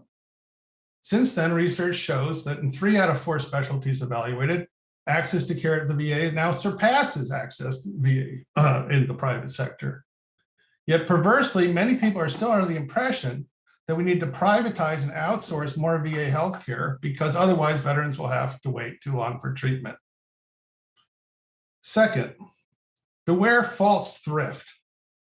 the VA, despite all of its upheavals of recent years, continues to offer care that, as a rule, combines higher quality with lower cost. Recently, for example, researchers at Stanford compared veterans who received emergency room treatment at the VA with veterans who were treated at non-VA hospitals for emergency care. The VA patients not only had a 45% better survival advantage, but the cost of their care was 25% below what the private sector hospitals were charging. Meanwhile, the kind of coordinated primary and mental health care offered by the VA is generally not available at any price in the private sector. Such findings underscore the reality that while it's appropriate for the VA to outsource some specialty services in some locations, in general, outsourcing will lead to poorly coordinated, lower quality care that ill-serves veterans and is far more expensive to taxpayers. Third, learn the lessons of the pandemic. COVID revealed and aggravated vast, long-standing racial, class, and regional inequalities in our healthcare system. After years of closing and downsizing hospitals, particularly in rural and low-income urban areas, more and more Americans now live in places that have become medical deserts. At the same time, even rich hospitals have put margin over mission too often, with the result that they have virtually no surge capacity left and have cut back on routine services that don't offer them high financial returns. This argues that far from shrinking VA healthcare and VA capacity, we should be expanding its public health mission and giving more people access to it. Finally, consider using the VA to combat the growing problem of healthcare monopolies. The majority of Americans now live in areas dominated by one large monopolistic healthcare system, such as Partners in Boston or UPMC in Pittsburgh, or Sutter in the San Francisco area. In such places, the local VA hospital is often providing the only remaining effective competition in the local healthcare market. Shut down these local VA hospitals in these areas, and what will happen? Not only will veterans face lower quality care and more problems of access, but also everyone seeking care in the community, veterans and non-veterans, will be exposed to just that much more monopoly pricing for everything from dialysis to lab work to hospital stays. In conclusion, the widespread cornering of local healthcare markets by predatory corporate healthcare giants makes expanding the VA's role in the US healthcare system all the more urgent and in the public interest. Thank you. I look forward to your questions. Thank you, Mr. Longman. I will now call upon Mr. Murray. You're recognized for 5 minutes for your testimony. Mr. Murray. Thank you, Chairman Takano, Ranking Member Bost, and members of the committee. On behalf of the Independent Budget Veteran Service Organizations, the IBVSOs, a partnership between VAV, PVA, and the VFW, thank you for the opportunity to offer our comments regarding how to strengthen and sustain the infrastructure of VA. For more than 30 years, the IBVSOs have developed and presented recommendations to ensure that VA remains appropriately funded and capable of carrying out all aspects of its mission to serve our nation's ill and injured veterans, their caregivers, surviving spouses, and children, both now and in the future. While VA has received increased funding levels, a persistent lack of resources for facilities management, modernization, and personnel continues to negatively impact access for an increasing number of veterans. VA's aging infrastructure not only causes many veterans to wait too long and travel too far for care, but also potentially endangers the health and lives of veteran patients and VA personnel. Last November at the VA Medical Center in West Haven, Connecticut, an aging campus built mostly in the 40s and 50s, while performing what should have been a routine maintenance job, ended in tragedy when an overpressured event occurred, killing 2 men and injuring 3 other people. Earlier this month, the GV Sonny Montgomery VA Medical Center in Jackson, Mississippi announced the closing of its dialysis treatment center due to aging infrastructure. These are just 2 recent examples of how failure of properly maintaining infrastructure can impact veterans' access to care and present risks for employees. Improperly maintained facilities and equipment can lead to loss of money, services, and unfortunately, in some cases, a loss of life. Infrastructure can be a life safety issue and needs to be treated with the appropriate level of attention. Our nation's infrastructure needs improvements. and a proposed infusion of $18 billion for VA facilities is potentially part of a larger infrastructure package. The IBVSOs are very appreciative of this proposal, and given the gap in funded by VA's skip process, such an infusion is certainly justified. However, given the current focus and attention to this issue, we believe it's time to consider wholesale transformation, beginning with the revamping of the Strategic Capital Investment Planning, or SCIP process, keyword planning.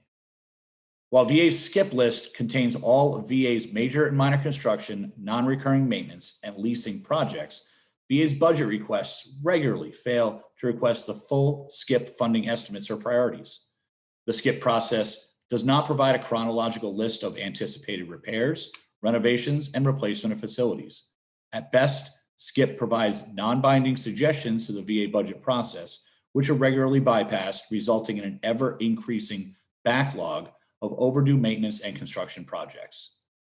This is not an actual planning process. The SCIP needs to be overhauled to reflect the actual needs and priorities of VA's physical footprint. In reference to the $18 billion proposed infusion, in VA's own testimony, they stated, to determine the most appropriate investments for the recapitalization effort, VA will leverage data-driven processes to identify potential sites. Why is that information not already determined? What is the purpose of having a SCIP process if it's not to determine priorities in infrastructure? The SCIP process needs to change to reflect a real-time list of projects so they can be completed in order based on priority. Insufficient VA personnel is also an obstacle to timely and cost-effective infrastructure maintenance and construction.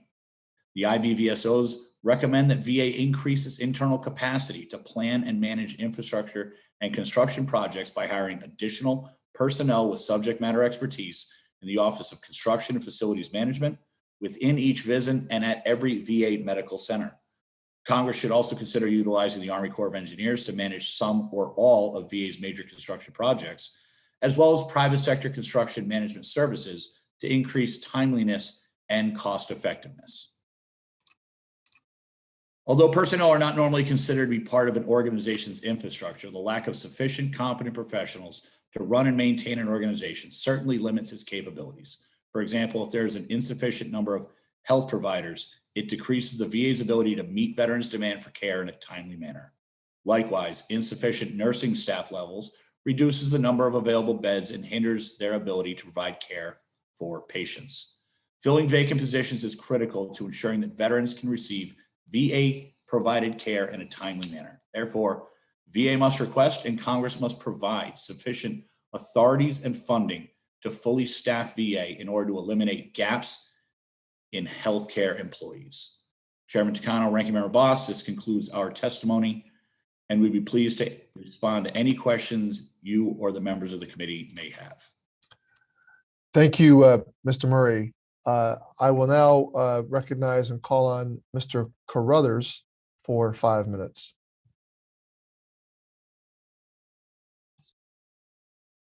Mr. Carruthers, let's try to unmute and then begin again.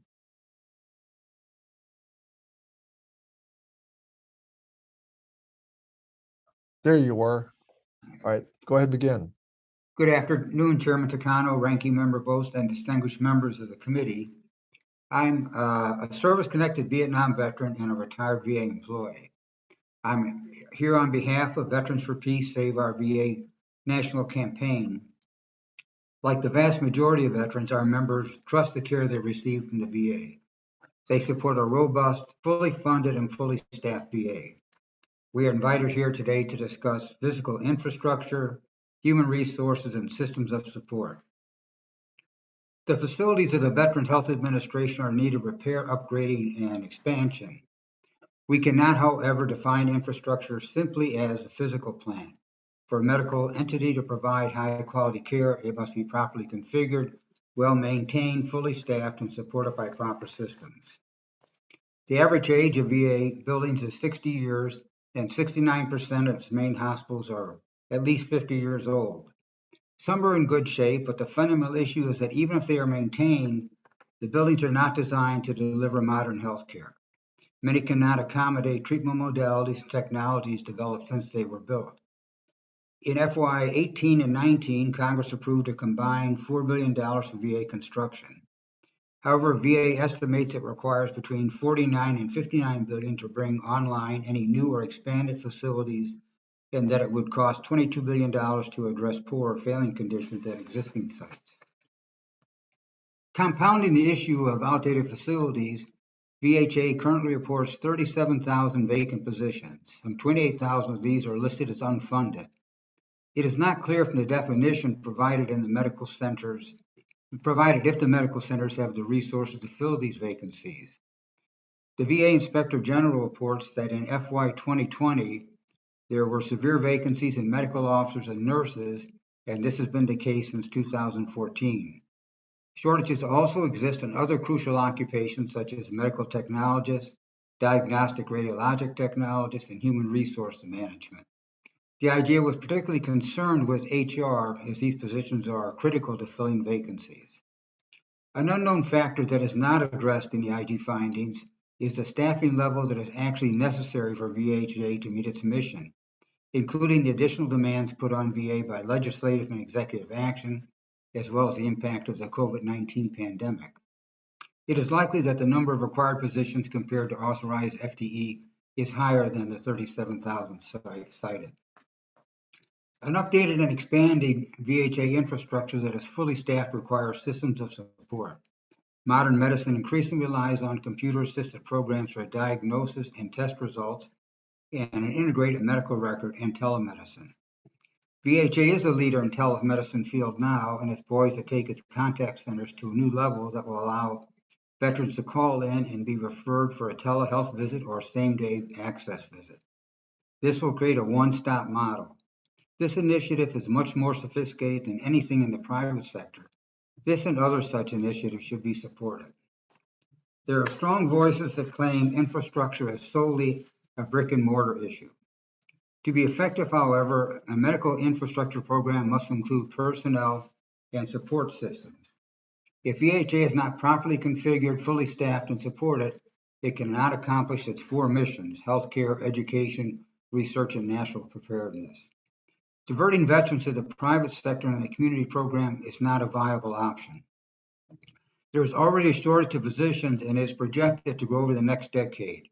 According to an article in Human Resources for Health, there will be physician shortages throughout the country by 2030. Rural areas are experiencing hospital closures at an alarming rate. Since 2005, 176 rural hospitals have closed, with 100 closing between January 13 and February 2020, according to Government Accountability Office. 1 in 4 rural hospitals are at high financial risk of closing. When rural hospitals close, residents must travel substantially further to access healthcare services. Perhaps most important, VHA offers a holistic, integrated approach to healthcare. In VHA, veterans have access to a complete array of treatment modalities and personnel to address all their medical and psychological issues. Private sector patients face a fragmented and often cumbersome system that relies on individuals to secure the proper care. The price of war must always include the cost of caring for those who serve. This is a sacred trust, and the best way to keep the nation's promise is to ensure that VHA is a robust entity that will serve veterans well into the future. Thank you for the opportunity to address the committee on this vital issue, and I'm happy to answer any questions you may have. Thank you, Mr. Crothers, for your testimony. I will now recognize myself for 5 minutes for the first for this round of questioning. My first question goes to Mr. Longman. Based on your broader experience commenting on healthcare and your time on the Commission on Care, can you discuss the importance of maintaining a robust healthcare infrastructure and the impact not only on the pandemic has had, but the growing healthcare monopolies are having on access to care? Mr. Longman, why don't you go ahead and begin again? You're muted still. Sorry.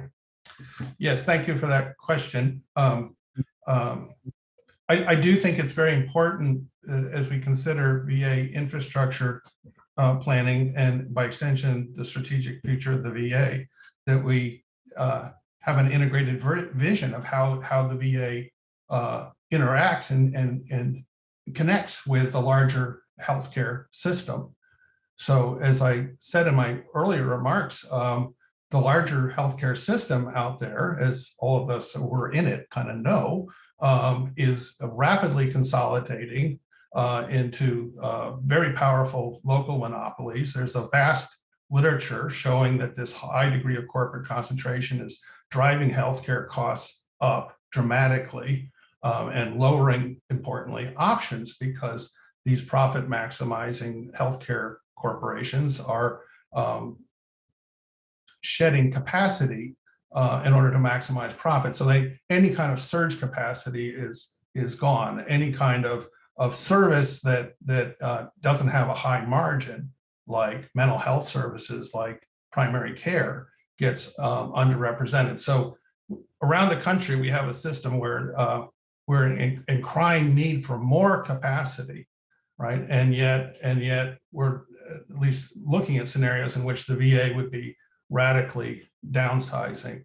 You know, my work on the Commission on Care, you know, included getting the commission to recommend pilot projects where we could look at ways to expand access to the VA, particularly in those areas where, as Mr. Principi points out, due to changing demographics and migration patterns, you know, we may not have enough veterans in certain areas to keep a safe flow of patients in a local VA hospital. But rather than shut down that hospital, we should look at ways of increasing the amount of eligibility people have to serve in that, to have access to that hospital. So, on the commission, we explored, for example, scenarios in which spouses of veterans would be able to use their Medicare entitlement to purchase care in VA facilities that are wanting for more volume. This is kind of a win-win situation. Mr. Longman, I share your concern on that particular regard, but I do want to get into another question, Mr. Carruthers, if I might. Mr. Carruthers, what concerns do you have about how the Air Commission may work? We have a lot of concerns about that. We have concerns about who will be appointed. Will they have connections to financial connections, other connections to the healthcare industry, so that they're not objective? We have concerns about VSOs who will be appointed. Will they be representative of the diversity and of the future of the veteran population? VSOs today tend to be, like many of them, like myself, they tend to be white and older. And we're really concerned that younger female veterans and veterans of diverse backgrounds will be represented on the Air Commission. We're concerned that the staff is vetted so that they don't have connections to the healthcare industry in any way it might benefit from privatization. That includes the contractors. And we're concerned about what standards will be used when the Air Commission does that. For example, if they're going to look at utilization of a facility, are they going to look at what possible expansion could be done with that facility? Are they just going to look at what the current utilization is? If I take time for one example, we have a lot of veterans who have what we call bad paper. They got less than an honorable discharge, and sometimes we have people that have served more than one combat tour, and they've had some kind of difficulty with the Army. And really, depending on the commanding officer and the service, they may have gotten an administrative discharge. Those are people that the VA could consider for eligibility. So there are a lot of things that can be done either and say this facility is not utilized. The question is, could it be utilized? And we wonder if the Air Commission will look at those kind of things. So we have other concerns, but those are some of our basic concerns. Well, thank you, Mr. Carruthers. My time is. Yeah, you cut yourself off there, Mr. Chairman. I think you did recognize me. I'm sorry, Mr. Boston. No, that's fine. That's fine. I called sure you that's for what 5 was going minutes. on. So thank you, and I appreciate that. Secretary Principi, do you believe that the $18 billion that the White House is requesting is good investment without having the Air Commission's recommendations in hand? No, I think you created the Air Commission to, do exactly that, to ensure that the VA direct healthcare system is aligned for the future and to look at various options to provide that care directly through the VA. I think there may be an urgent need to utilize some of that money for the issues that were raised during this hearing for maintenance and upkeep that are critically important. But in terms of constructing new medical centers, realigning, I think that the $18 billion would be very prudent to ask the VA and then the Air Commission to opine on how that $18 billion, the bulk of that $18 billion can be used. I think that would be the best course going forward. Yeah, I have to agree with you on the fact that I believe that more money being spent on maintenance of facilities we know are going to stay around rather than making that investment when we really haven't got that data back that specifically a majority of the people from this committee supported the Air Commission when we created and moving forward with it and letting it do its jobs first. But also, can you kind of please tell me, because you know and understand why it worked, why it was there, why the CARES Commission recommendations were not fully implemented? Well, first, I created the CARES Commission because one evening I was in a major metropolitan area that had 3 VA medical centers within close proximity of one another, all that were built in the 1950 timeline. So at that time, they were about 50, 55 years old.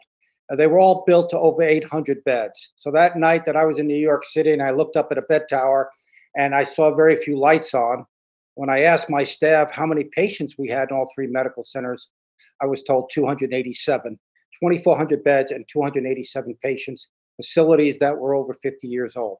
And I believe that Mr. Longman's observations are correct, that we need to maintain capacity.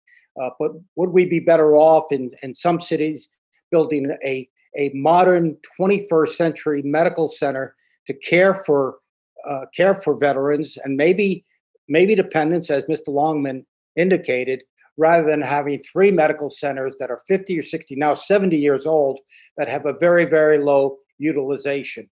So those are the kinds of issues that I believe would be best left to the VA and the commission that you established and the president establishes to address those issues. So, the CARES Act was kind of similar to the AIR, but there's a difference. Can you explain what the difference might be? Why it is that the AIR's commissions will probably be more likely to have their recommendations implemented? I apologize for not answering your question, Mr. Ranking Member. You answered the first part of it. Well, I was very proud that the Veterans Organization stood behind me when we announced the recommendations of the CARES Commission. What had happened, though, unlike the BRAC Commission, where Congress is kind of a vote of disapproval, it's kind of an up or down vote, the CARES I did not have that authority. So in many instances, there were the recommendations for building new medical centers were approved, and rightfully so. But obviously, there was a lot of hesitation and resistance to maybe closing or realigning other facilities. I think that was the difference between, in my case, chairing the BRAC Commission and leading the effort on the CARES Commission, if that answers your question. Yeah, and it does. And thank you for the work on that. I am a believer that we need to wisely handle this. I do believe that these funds should be invested in maintenance and that we should wait on the Air Commission to come back. With that, Mr. Chair, I yield back the balance of my time.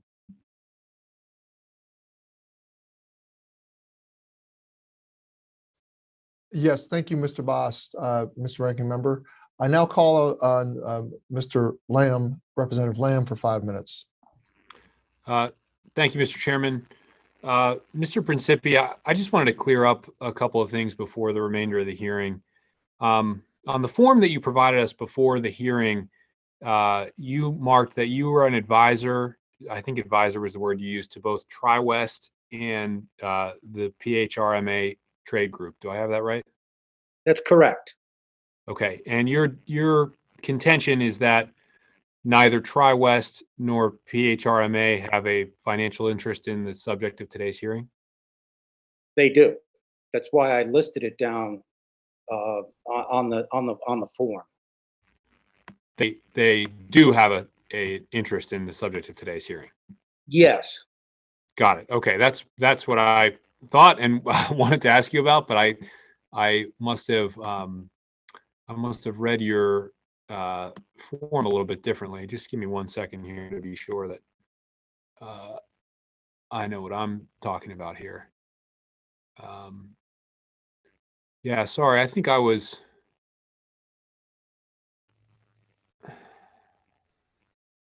thought I wrote it down correctly. I Yeah, I apologize. thought the way that you wrote it was that you are not representing any company with an interest in the subject matter of this hearing. So is it? That's correct. I'm that not. You're not representing TriWest or PHRMA?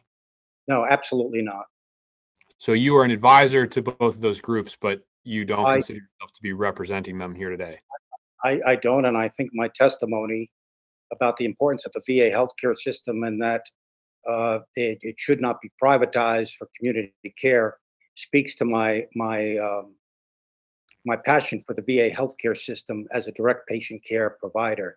I'm pleased to offer advice to TriWest and Pharma on how they can best serve the VA as partners. So that. But I'm not here representing them. You are not representing them. I understand. So you would agree with me though that TriWest in particular has a financial interest in how much healthcare gets performed outside of the walls of the VA versus inside of the walls of the VA, correct? Absolutely, sir. Absolutely. And I would say the same thing about PHRMA. I mean, PHRMA, and I don't know if you say it by the letters or not, but the VA pays less in drug prices than almost anyone else in the healthcare system. Am I right about that? Absolutely. And It's so the best. again, the more prescribing activity that takes outside the walls of the VA versus inside is to PHRMA's benefit. No, I don't think so, because I think veterans seeking care in the community still get their pharmaceuticals through the VA. Yeah, I believe that.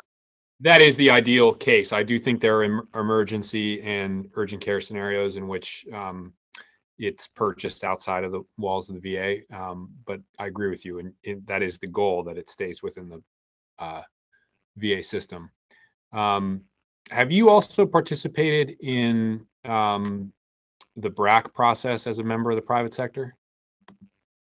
I was chairman of BRAC, Representative. I chaired the BRAC Commission in 2005. And have you ever had experience representing various groups in the BRAC process, specifically trying to oppose it? No, I chaired the BRAC process immediately after I left serving as Secretary of the VA. Right. Do you think that the BRAC process has helpful lessons for the AIR process coming up? Meaning, is it important that financial interests and private interests are not given an avenue to oppose the recommendations of the AIR process? Absolutely. I think it's important. I think one of the lessons I would learned is the importance of the president and the Congress, however it's worded, nominating members of the commission who have the expertise, the beneficiaries of the VA. Clearly, that I think is an important aspect for the commission to ensure that its work is done well and in the best interest of the beneficiaries of the VA healthcare system. Great. Thank you for your testimony today, sir. Mr. Chairman, I yield back. Thank you, Mr. Lamb. I now call on General Bergman for 5 minutes.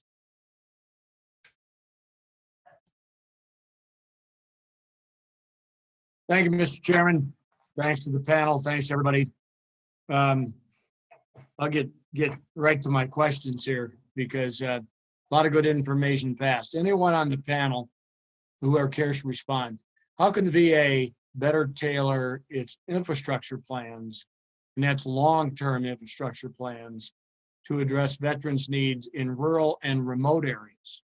Where is the balance between building and leasing VA facilities in rural and remote areas, versus focusing on continuing to build, out our community care networks, considering all the factors, especially since you factor in the telehealth boom. So again, going back to the previous panel, we got legacy, we got next gen. How do we transition the VA capability to better reflect rural and remote veterans in the 21st century digital world? Anybody want to comment? I think one of the things you mentioned is, General Bergman, one of the things you mentioned was leasing.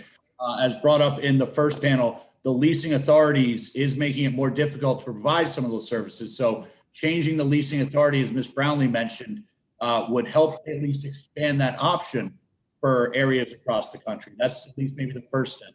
Additionally, broadband. Broadband is something that we always talked about, telehealth in rural communities, but this past year really highlighted the fact that there's a broadband issue across the country. Atlas sites around the country are being propped up in both VFW sites, in Walmarts, in different areas around the country where rural veterans can access their care through telehealth. That's another option. So there are a few things the VA can do to be a little bit diverse than typical brick and mortar solution. Okay, Secretary Principi. Yes, I think expanding the outpatient clinics, the ambulatory clinics, whether it be through lease or construction, is a very, very important step to ensure that veterans in rural areas get the care they have earned and deserve. You can't build a medical center in every community, but I think making sure that the primary care needs are met, transportation networks are available to get them to a VA medical center in a larger city close by where the rural areas are steps that can be taken to reach veterans in those areas.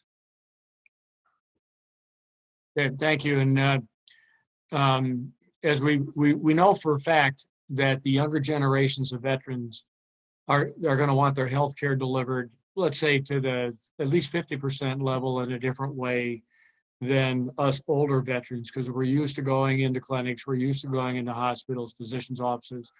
The younger veterans tend to want to do it on their phone, on their iPad, whatever, and that's okay. In the end, it's about delivery of the health care and then getting them in to see someone physically when they need to. Mr. Murray, in your written testimony, you raised concerns about VA's current staff ability to have, quote, manpower or expertise required to plan or oversee VA's infrastructure, end quote. Can you please provide us some more background on this concern and what needs to change in order to ensure additional funds are not wasted? Absolutely. Thank you, General. A lot of times when we talk about staffing, we talk about doctors and nurses, the major staffing shortage at VA facilities. And that is a major problem. It's something that needs to be addressed. However, project managers, engineers, people with the oversight and management of these projects is also critical to hire, both at VA national staff for their larger projects and at the individual facilities to manage the NRM. If we try to do an influx of resources to help mitigate some of these backlog lists, if there aren't people there to do the work or oversee the work, then it's going to be a wasted effort. I think building VA's internal capacity is probably the first step in making sure that whether it's the American Jobs Plan or the results of the AIR Act, they need to be able to perform the work, and that starts with hiring people in order to do it. Okay. Thank you. And Mr. Chairman, I yield back. Mr. Chairman, can I just add one point to General Bergman's, and that is, I think it's the importance of the VA and DoD partnering in rural areas where there may be a military base is very important. You take Alaska, take Anchorage, for example. You've got a small VA facility. You've got Elmendorf Air Force Base Hospital. I think that kind of jointness can also help reach veterans in rural areas. I apologize for the delay. Thank you, Mr. Secretary. I now thank you, Mr. Bergman, for yielding back. Mr. Pappas, I now call Mr. Pappas for 5 minutes. Thank you, Mr. Chairman. I'll be pretty brief. I'll just pick up on what General Bergman was just discussing about access issues for rural veterans in particular. But I'm wondering if maybe we could zero in, Mr. Murray, just a little bit on some of the barriers that veterans face to access care. I think we've all learned about the wonder of telehealth here over the last many months. We know that's a change that is here to stay. We have to nurture that. I was on recently with the FCC, and the number of folks who lack sort of the infrastructure in their area to dial into telehealth is outweighed by the number of folks that just can't afford to have access to the technology and to broadband services to get on to telehealth. So that's also an issue that we have to look at, so that it impacts urban and rural veterans to make sure that they can access this sort of life-changing telehealth services. In addition to that, transportation is a critical issue. I talked to so many veterans in my district that, as we say in New England, just can't get there from here.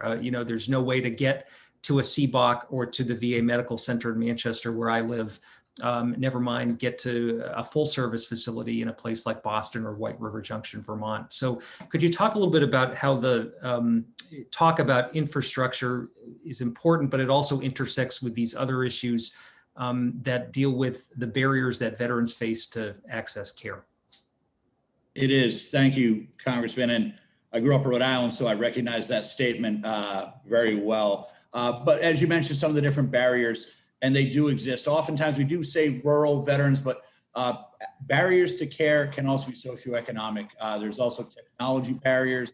There's a lot of things. Again, we talked up telehealth as this great resource that everyone's able to pivot to, but it also highlighted the people that have barriers to accessing that care. Again, I think that VA did a good job in pivoting to telehealth last year.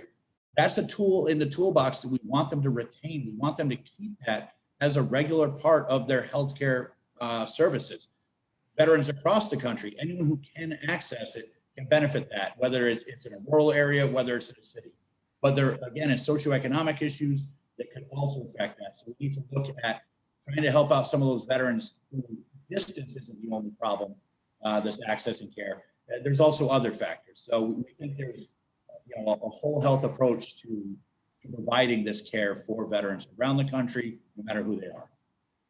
And maybe, Mr. Roy, if I could stay with you for a second, how does the changing picture of veterans in our country, the diversifying veteran population, many more women who are veterans today, and in addition to that, sort of the issues and challenges that our veteran community is facing, how does that need to influence what the physical infrastructure and physical plant looks like for VA? I think one of the things that will really help is finding out more about our veteran population, not just within the VA population who's using it, but also the majority of veterans who actually aren't. We need to find out what their wants and needs are. We need to find out the services that VA provides and offers and what gaps are there, how to get more veterans into VA. That's the way that we can really start identifying ways of getting ahead of the need, so that it's not a chicken and egg scenario where they want the services but they're not there, or they want to offer the services but there are no veterans to utilize them. I think looking at the veteran population within VA and outside is an important step that needs to happen, so we can be more educated about the services we require of them. Well, thanks for those comments. I really appreciate them. I thank the entire panel for sharing your thoughts here on this important issue, and I yield back, Mr. Chairman. Thank you, Mr. Pappas. I now recognize Mr. Rosendale for 5 minutes. Mr. Rosendale. Thank you, Mr. Chair. Appreciate it. Appreciate everybody coming out and sharing information with us today. Mr. Murray, a lot of focus today has been given to building and maintenance facilities around the country, but the fact of the matter is that we simply cannot afford, the VA cannot afford to have a duplication of efforts in all the medical facilities across the nation. We're not going to be able to do that. And so my question is, do you believe it is better for us to focus on preservation of VA facilities and employment of the people there within, or should we really be focusing on the highest quality of health care where and when our veterans need it, and the delivery of that, which is especially difficult in our rural areas?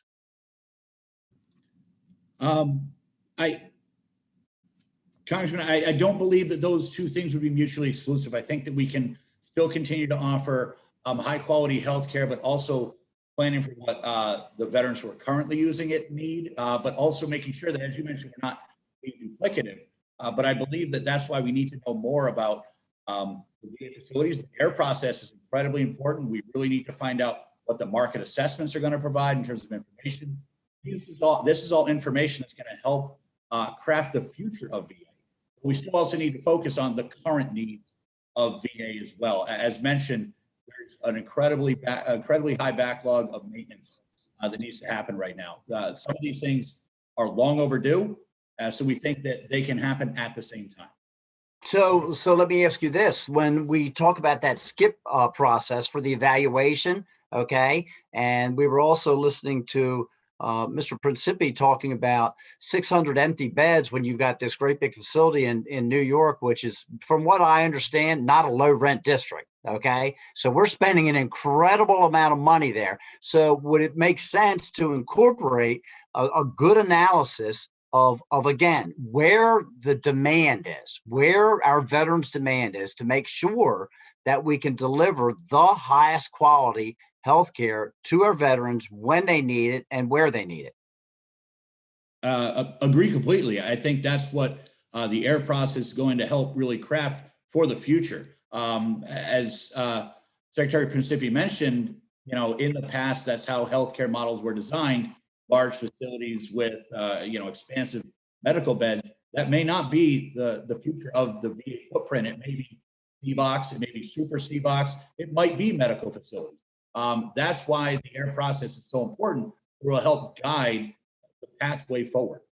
And to share, when I went to the Fort Harrison Veterans Hospital probably a month and a half ago with Secretary McDonough, we had a lot of other outside medical professionals there that were talking about this collaboration with other medical facilities in the community, so that, again, we were not spending all the additional money on this duplication of efforts.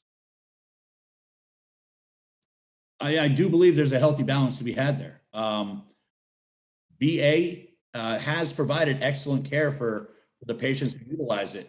We've done studies, there have been other folks that have done studies, that over 90% of veterans who utilize VA, like VA, appreciate the services and would recommend it to their fellow veterans. We want to retain VA as the primary provider for healthcare for veterans. We think that they've shown, especially over the past year with the pandemic, there's one healthcare network that didn't break. The public health network is so fixated because they're profit driven on being right sized. They had no surge capacity. VA took the body blow of the pandemic and withstood it. I think that that's the kind of system that we need to continue to invest in, to make sure that that kind of services are always available for veterans today and in the future. So my last question would be, in speaking with, and I'm not sure if Mr. Longman or Mr. Murray or Mr.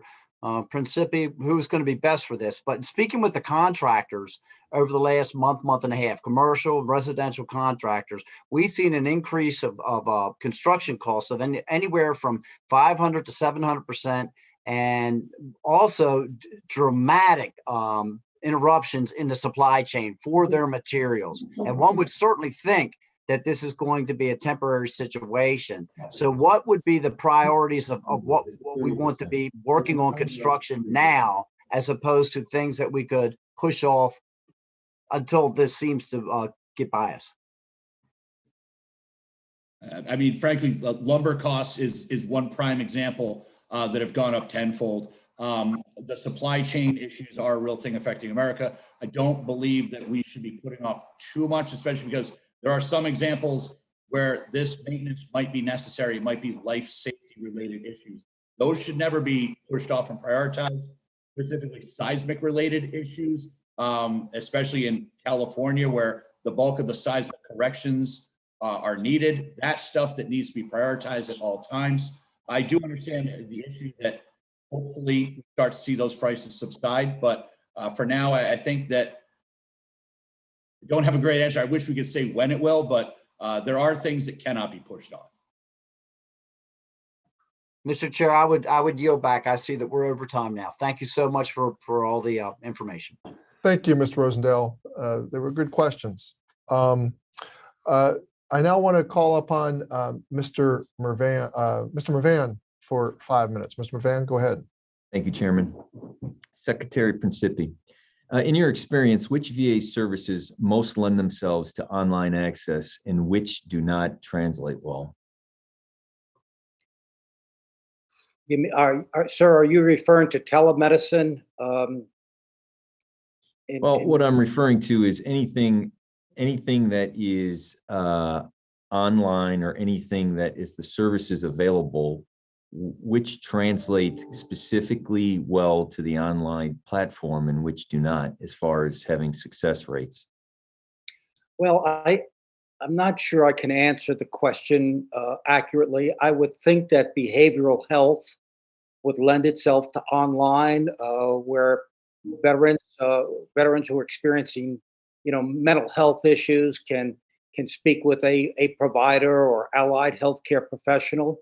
I think, the movement towards home health care, so the linkage between a provider or a nurse at a VA medical center and a veteran who is receiving care at the home might be a good online way to provide that care. So I think there are going to be more and more opportunities in the years ahead. But I would think behavioral health would be one of the areas that online telemedicine could be very, very helpful. Again, especially for veterans in rural areas where they may not have access, and there may not be very many providers in the rural areas that could provide that type of care. So having that connectivity, I think, would be very beneficial. And then secondarily, is spending time and effort bridging the divide worthwhile, or should the VA redouble its analog approach to certain benefits? I'm not sure I'm confident enough to answer that question, but I certainly think that they should continue to explore opportunities in the digital world and the analog world to provide care to veterans in need who cannot access that care otherwise. So I think, the advent of artificial intelligence and all the things that can be done digitally are a great avenue to provide care where you can't do it in person. And this question is for the IB VSOs. What do you feel is the single most impactful use of technology that VA could adopt to improve access for veterans?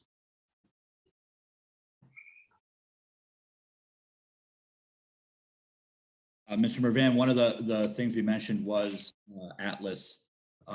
It does open up an alternate path for services in different communities across the country, but also investing in hardware so that VA can operate their telehealth appropriately, making sure that they have the proper IT hardware, the cooling systems, the power, the trunk lines into the buildings to make sure that their data is capable of pushing that out, making sure that their infrastructure is set up in order to provide that IT telehealth care. So just a follow-up to that, in your assessment, the IT infrastructure isn't up to speed to be able to manage that task currently? In some places, it was specifically highlighted with EHRM needs, as mentioned earlier, that it was maybe underestimated what the needs were going to be. There are ways, we saw this in the processing out in VBA, their inability to process an influx of claims due to not having enough capacity with their internet. Things like that are small steps that will help go a long way in preventing hurdles and roadblocks in the future. Thank you very much. At this time, Chairman Takano, I'd like to yield back my time. Thank you, Chair Mervan. I now call on Representative Trone for 5 minutes. Representative? Yeah, thank you, Mr. Chairman, for having this hearing today, and thank you to the witnesses very much. Mr. Murray, I want to continue on the topic that you've been talking to Representative Bergman and Pappas about, and that's our rural veterans.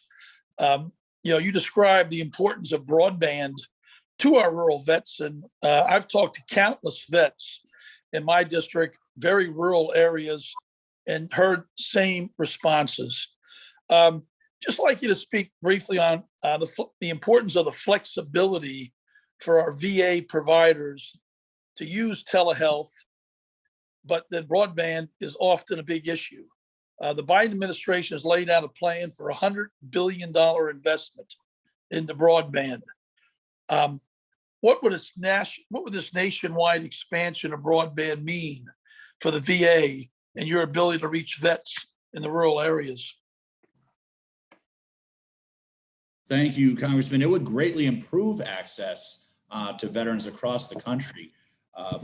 It was something that whenever we discuss the lack of broadband, far too many of us don't recognize that is a real issue that affects a lot more people than we ever realized. And again, it's rural. That's one place that we can point to that's easily identifiable, but it's also low-income veterans, elderly veterans. There's technology barriers. There's a lot of different issues. Rural is an easy fix. We can all identify how to fix that problem. Go lay the actual lines out there, send the cat cables out there. That's a simple fix to imagine. But things like that would really help expand care for telehealth for VA services. Yeah, there's no question. It sounds like from your testimony, we need to go big. We need to get it done and get it done right, and not let our rural areas and those inner cities fall behind. Last September, I had a roundtable discussion on broadband in Cumberland, Maryland, with Representative Morris Rogers, and she and I, the question that hit us was over and over, what would broadband expansion mean for our community? And the veterans in Cumberland all were crystal clear. Access to telehealth, telemental health, and throughout the VA community, and was so crucial to their infrastructure. I'd like to talk about briefly the importance of medical research infrastructure. Every dollar we invest in medical research today will help a vet in the future. Fort Detrick and my district runs a combat casualty care research program, and their innovations will help fill tomorrow's gaps in combat casualty care for our service members and vets. So, Secretary Principe, how important it is for Congress and the VA to continue investing in medical research, and how do these investments in medical research help our veterans? Sir, medical research, the VA is critically important. I would put it up there that one of the highest priorities is to make sure the VA has a robust VA research program, given the unique needs of the veteran population. Absolutely critically important to invest in the future, to invest in research. The VA has been a pioneer in medical research. We talked about telemedicine. The VA is the pioneer in telemedicine. Really, they're the innovators. They're the revolutionary point men in so many medical research. I could not agree more that the investment needs to be made. Well, we appreciate that very much. I mean, just a year ago, we were battling the previous administration to keep open the Uniformed Services University open. They wanted to close that school that trains our military doctors. That's unthinkable. So we've got to continue as a team fighting for investments that serve our veterans. They certainly deserve, no less. So thank you for your testimony, Mr. Secretary and Chairman. I yield back. Thank you. Thank you, Representative Trone. I don't see any further members who wish to question. I would like to thank the second panel for appearing today. And if there are, I will now ask all members to, I'll recognize Member Bost if he has any closing remarks that he would like to make before I make my own. Yes, thank you, Mr. Chairman. I appreciate that. You know, I'm glad we were given the opportunity to ask the VA through tough questions about the infrastructure. I just recently was in the St. Louis facility, understand the importance of what we're trying to do, but unfortunately, I still have a lot more questions than we have answers right now. You know, none of us have enough information to say how the White House is proposing 18 billion would be spent or why it's needed. We do know we don't know which projects it would fund. We also do not have solutions to be a serious problem with construction and management. This is a lack of information is exactly what happened with the American Rescue Plan. We must stop ignoring our constitutional duty to provide proper oversight to ensure the administration is doing the right thing. In a short time, we will have a bipartisan commission providing us with recommendations on how to reform VA's medical infrastructure. We must let the commissioners do their work. To do otherwise is putting the cart before the horse and undermining the bipartisan will of Congress and the veteran service organizations who created the AIR Act in the first place. I will always support making sensible investments to help our veterans. However, the administration owes us much more information before we could even begin to say whether or not this proposal makes sense. It is my experience that we will be, it is my expectation that we will be given the information we need and have enough time to review it before marking up this proposal. I thank our witnesses and especially the former secretary for being here as well and for sharing their views with us today. And with that, I yield back. Thank you, Ranking Member Bost. I thought there were very good questions coming from members from both sides of the aisle today. I think we're all concerned about VA's capacity to manage large-scale construction projects, and there will be strong oversight from this committee regarding the VA's ability to staff up internally, about its ability to engage the expertise that it needs to engage in order to avoid the mistakes of the past. And I will insist that VA revisit and learn from those mistakes. Beyond that, I also wanted to say that I think it's rather sensible, from what we heard from VA today, that the American Jobs Plan, American Families Plan, and the $18 billion for upgrading and improving our infrastructure within the VA can happen in parallel with the Air Commission. That seems to be at least a practical way forward. I have my own concerns about whether the scope of the Air Commission needs to be modified and enlarged in light of what we have experienced through this pandemic. As the spokesman for the independent budget remarked, the VA had surge capacity. The VA took that hit of the surge capacity. That surge capacity was not available in the private sector medical world because they have a just-in-time profit-making orientation. And there was no surge capacity in the private sector. And we obviously need to be pandemic resilient in the future. And so as the Air Commission does its work, I believe it's going to need to look at the broader implications of our most recent pandemic experience. But moving forward, I think VA can identify and has identified and does have at its fingertips what priorities, what facilities do need to be prioritized. And as Mr. Murray noted, there are facilities that need to be upgraded, and what's at stake are lives, that we cannot continue to allow certain facilities in our country to not be upgraded and improved. So with that, I will say that all members will have 5 legislative days to revise and extend their remarks and include extraneous material. And I want to thank all the witnesses for appearing before us today.